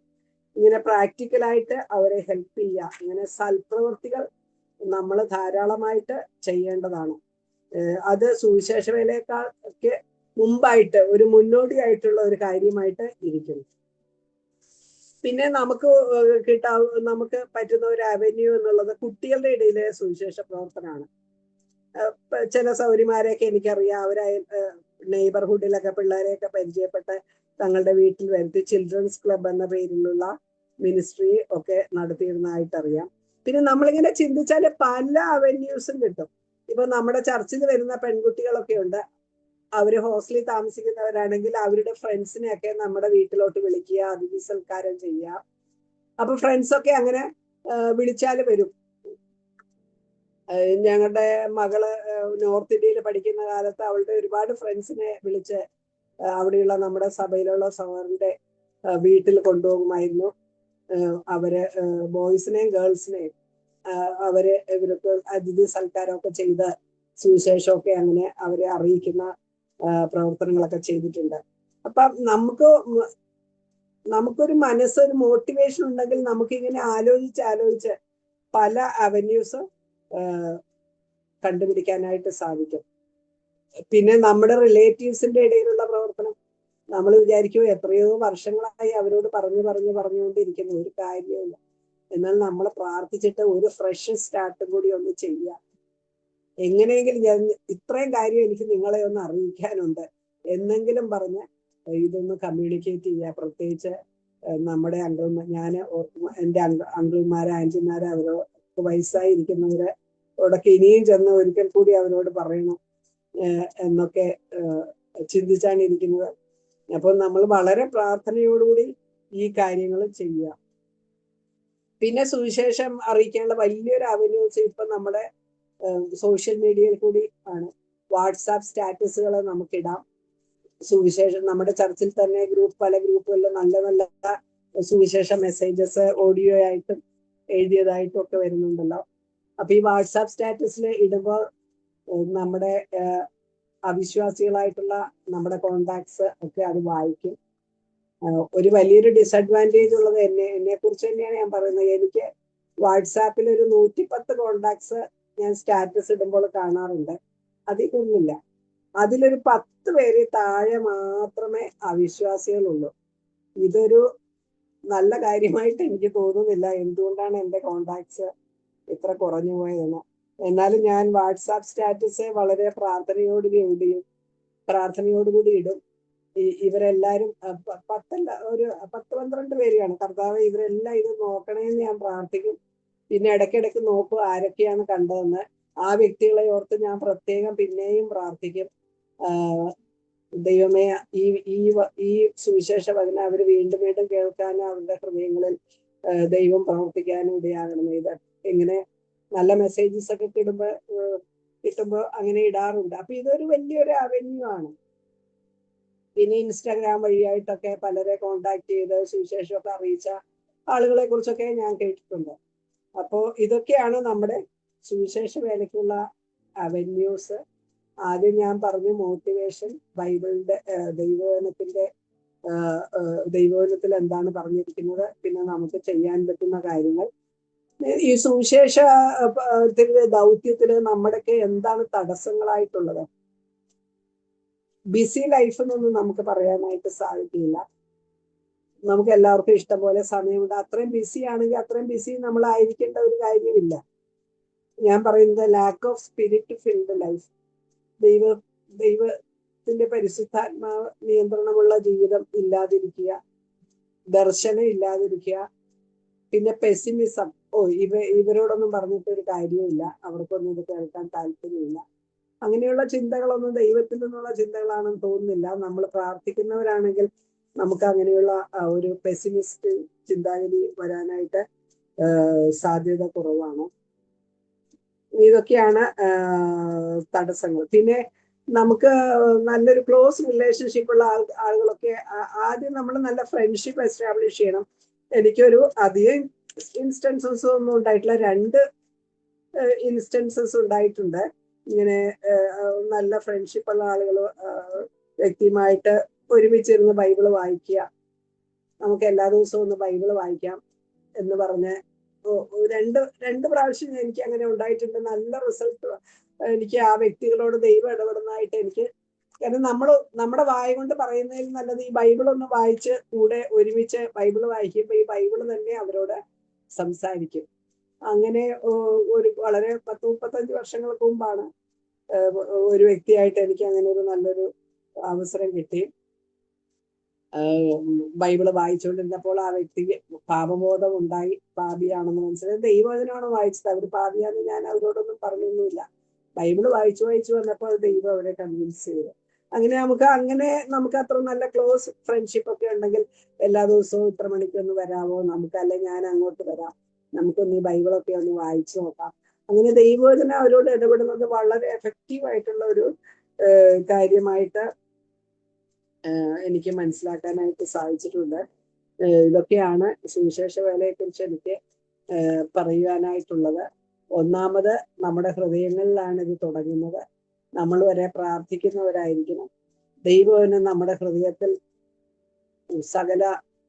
ധാരാളമായിട്ട് വസിക്കണം. ഇങ്ങനത്തെ സാഹചര്യത്തിൽ ദൈവം നമ്മളെ ഉപയോഗിക്കും. ഇതൊരു വലിയ എക്സൈറ്റ്മെന്റ് ഉള്ള ഒരു കാര്യമാണ് സുവിശേഷം മറ്റുള്ളവരോട് അറിയിക്കുക എന്നുള്ളത്. കാരണം നമുക്ക് ജീവിതത്തിൽ ചെയ്യാവുന്നതിൽ വെച്ച് ഏറ്റവും ശ്രേഷ്ഠമായിട്ടുള്ള ഒരു പ്രവൃത്തിയാണ്. നമുക്ക് നല്ലൊരു സന്തോഷം ഉണ്ടാകും നമ്മൾ മറ്റുള്ളവരോട് സുവിശേഷം പറഞ്ഞു കഴിയുമ്പോൾ. ഇത്രയും കാര്യങ്ങളാണ് ഞാൻ പങ്കുവയ്ക്കാൻ ആഗ്രഹിച്ചത്. ദൈവത്തിന്റെ നാമം മഹത്വപ്പെടുമാറാകട്ടെ. സുവിശേഷ ദൗത്യത്തിലെ സഹോദരിമാരുടെ സാധ്യതകൾ എന്ന വിഷയത്തെക്കുറിച്ച് നല്ല ആലോചനകൾ നമ്മോട് പങ്കുവച്ച സെലസ്റ്റീന സിസ്റ്റർക്കുള്ള നന്ദി അറിയിക്കുന്നു. മനുഷ്യന്റെ ആത്മരക്ഷയിൽ പങ്കാളിയാകുവാൻ എനിക്കെങ്ങനെ സാധിക്കും എന്ന വിഷയത്തെക്കുറിച്ചാണ് നമ്മൾ ചിന്തിച്ചത്. സുവിശേഷത്തെക്കുറിച്ച് നമുക്കൊരു കടമയുണ്ട്. നാം സുവിശേഷത്തിന്റെ കടക്കാരാണ്, കാവൽക്കാരാണ്, കാര്യവിചാരകരാണ് എന്ന് സഹോദരി നമുക്ക് പറഞ്ഞു തന്നു. അതുപോലെ തന്നെ ദൈവവചനം നമ്മുടെ ചിന്താശൈലിയെ നിയന്ത്രിക്കണം. ഹൃദയം ദൈവത്തിന്റെ വചനം കൊണ്ട് നിറയ്ക്കണം. സുവിശേഷ വേല ആരംഭിക്കേണ്ട സ്ഥലം നമ്മുടെ ഹൃദയമാണ് എന്ന് നമ്മൾ ചിന്തിച്ചു. സുവിശേഷ വേല ആരംഭിക്കേണ്ടത് നമ്മുടെ ഹൃദയത്തിലാണ്. അതുപോലെ സുവിശേഷ ദൗത്യത്തിലെ സഹോദരിമാരുടെ സാധ്യതകളെ കുറിച്ചാണ് നമ്മൾ ചിന്തിച്ചത്. ഒരു കുടുംബത്തിന് ഒരു മിഷൻ സ്റ്റേറ്റ്മെന്റും അതുപോലെ ഒരു വിഷൻ സ്റ്റേറ്റ്മെന്റും ഉണ്ടാകണമെന്ന് നമ്മൾ പഠിച്ചു. ദർശനമില്ലാത്തടത്ത് ജനം അധോഗതി പ്രാപിക്കുന്നു. അപ്പോൾ നാം ആ ഒരു സുവിശേഷത്തിന്റെ ദർശനമുള്ളവരായിട്ട് തീരണം. അതുപോലെ സുവിശേഷം പറയുന്നതിന് വേണ്ടി നമുക്ക് പ്രാർത്ഥന വേണം. നമ്മൾ ധാരാളമായിട്ട് പ്രാർത്ഥിക്കുന്ന സഹോദരിമാരായിരിക്കണം. കുടുംബമായിട്ട് ചെയ്യുന്ന സുവിശേഷ വേല നമ്മൾ സഹോദരന്മാർക്ക് സപ്പോർട്ട് ചെയ്യണമെന്ന് നമ്മളിപ്പോൾ പഠിച്ചു. അപ്പോൾ നമ്മുടെ സഹകരണം നന്നായിട്ട് നമ്മുടെ കുടുംബത്തിൽ നമ്മുടെ സഹോദരന്മാർക്ക് ഉണ്ടായിരിക്കണം. നമ്മുടെ കാഴ്ചപ്പാടുകൾ, സഹോദരിമാരായ നമ്മുടെ കാഴ്ചപ്പാടുകൾ ത്യാഗ മനോഭാവമുള്ളതായിരിക്കണം. അതായത് സുവിശേഷത്തിന് വേണ്ടി കഷ്ടങ്ങളൊക്കെ സഹിക്കുവാനൊക്കെ ഒരു മനസ്സ് നമുക്കുണ്ടാകണമെന്നും നമ്മൾ ചിന്തിച്ചു. സുവിശേഷം പറയുവാനുള്ള സാധ്യതകൾ അല്ലെങ്കിൽ സുവിശേഷം പറയേണ്ട മേഖലകളെ കുറിച്ച് നമ്മൾ ചിന്തിച്ചു. ഏതൊക്കെ മേഖലയിൽ നമുക്ക് സാധിക്കും എന്ന് നമ്മൾ ചിന്തിച്ചു. നമ്മുടെ ജോലി സ്ഥലം, അതുപോലെ നമ്മുടെ അയൽവാസികൾ, സുഹൃത്തുക്കൾ, സ്വന്തക്കാര്, പലവിധ ആവശ്യങ്ങൾക്കായിട്ട് നമ്മുടെ വീടുകളിലേക്ക് വരുന്നവര്, ഇങ്ങനെയുള്ള ആളുകളോടൊക്കെ സുവിശേഷം പറയുവാനായിട്ട് നമുക്ക് സാധിക്കും. അവരുടെ മുമ്പിൽ നമ്മുടെ ജീവിതം സാക്ഷ്യമുള്ളതായിരിക്കണം. നമ്മളെങ്ങനെ പ്രശ്നങ്ങൾ കൈകാര്യം ചെയ്യുന്നു എന്നവർ നമ്മളെ വീക്ഷിച്ചുകൊണ്ടാണ് ഇരിക്കുന്നത്. ഇങ്ങനെയുള്ള കാര്യങ്ങളൊക്കെ നമുക്ക് സഹോദരി പറഞ്ഞു തന്നു. അതുപോലെ നമ്മുടെ ജോലി സ്ഥലം, നമ്മൾ ടീച്ചേഴ്സ്, അതുപോലെ നേഴ്സുമാർ, ഇങ്ങനെയുള്ള മേഖലകളിലൊക്കെ ഉള്ളവർക്ക് കൂടുതലായിട്ട് സുവിശേഷം പറയുവാനുള്ള സാഹചര്യം ലഭിക്കുമെന്ന് സഹോദരിയുടെ അനുഭവത്തിൽ കൂടെയൊക്കെ നമുക്ക് പറഞ്ഞു തന്നു. അപ്പം നമുക്ക് ലഭിക്കുന്ന സാഹചര്യങ്ങൾ നമ്മൾ ഉപയോഗിക്കണമെന്ന് നമ്മൾ പഠിച്ചു. പിന്നെ ഏകാന്തതയിലൊക്കെ ഇരിക്കുന്നവരെ സന്ദർശിക്കുകയും അവരോട് സുവിശേഷത്തെക്കുറിച്ച് പറയുവാനായിട്ട് നമ്മൾ ശ്രമിക്കണമെന്ന് നമ്മൾ ചിന്തിച്ചു. പിന്നെ സുവിശേഷം പറയുവാനായിട്ട് നമുക്കുള്ള തടസ്സങ്ങൾ എന്താണ് എന്ന് നമ്മൾ ചിന്തിച്ചു. അപ്പോൾ സുവിശേഷം പറഞ്ഞിട്ട് കാര്യമില്ല എന്ന് നമ്മൾ ഒരിക്കലും നെഗറ്റീവായിട്ട് ചിന്തിക്കരുത് എന്ന് നമ്മൾ ഈ സമയം നമ്മൾ പഠിച്ചു. അപ്പോൾ സുവിശേഷം പറയണമെങ്കിൽ ഒന്നാമതായിട്ട് ദൈവത്തിന്റെ വചനം നമ്മുടെ ഹൃദയത്തിൽ വസിക്കണം. നമ്മുടെ ഹൃദയത്തിൽ സുവിശേഷത്തിന്റെ പ്രവർത്തനം നമ്മുടെ ഹൃദയത്തിൽ തുടങ്ങണം. നമ്മൾ ധാരാളം പ്രാർത്ഥിക്കണം. നമുക്ക് കിട്ടുന്ന സാഹചര്യങ്ങൾ നമ്മൾ സുവിശേഷത്തിന് വേണ്ടി ഉപയോഗിക്കണം. ഈ കാര്യങ്ങളാണ് സഹോദരി ഇന്ന് നമുക്ക് ഈ ക്ലാസ്സിലൂടെ നമുക്ക് പറഞ്ഞു തന്നത്. സഹോദരിയോടുള്ള നന്ദി ഒരിക്കൽ കൂടി പറയുന്നു.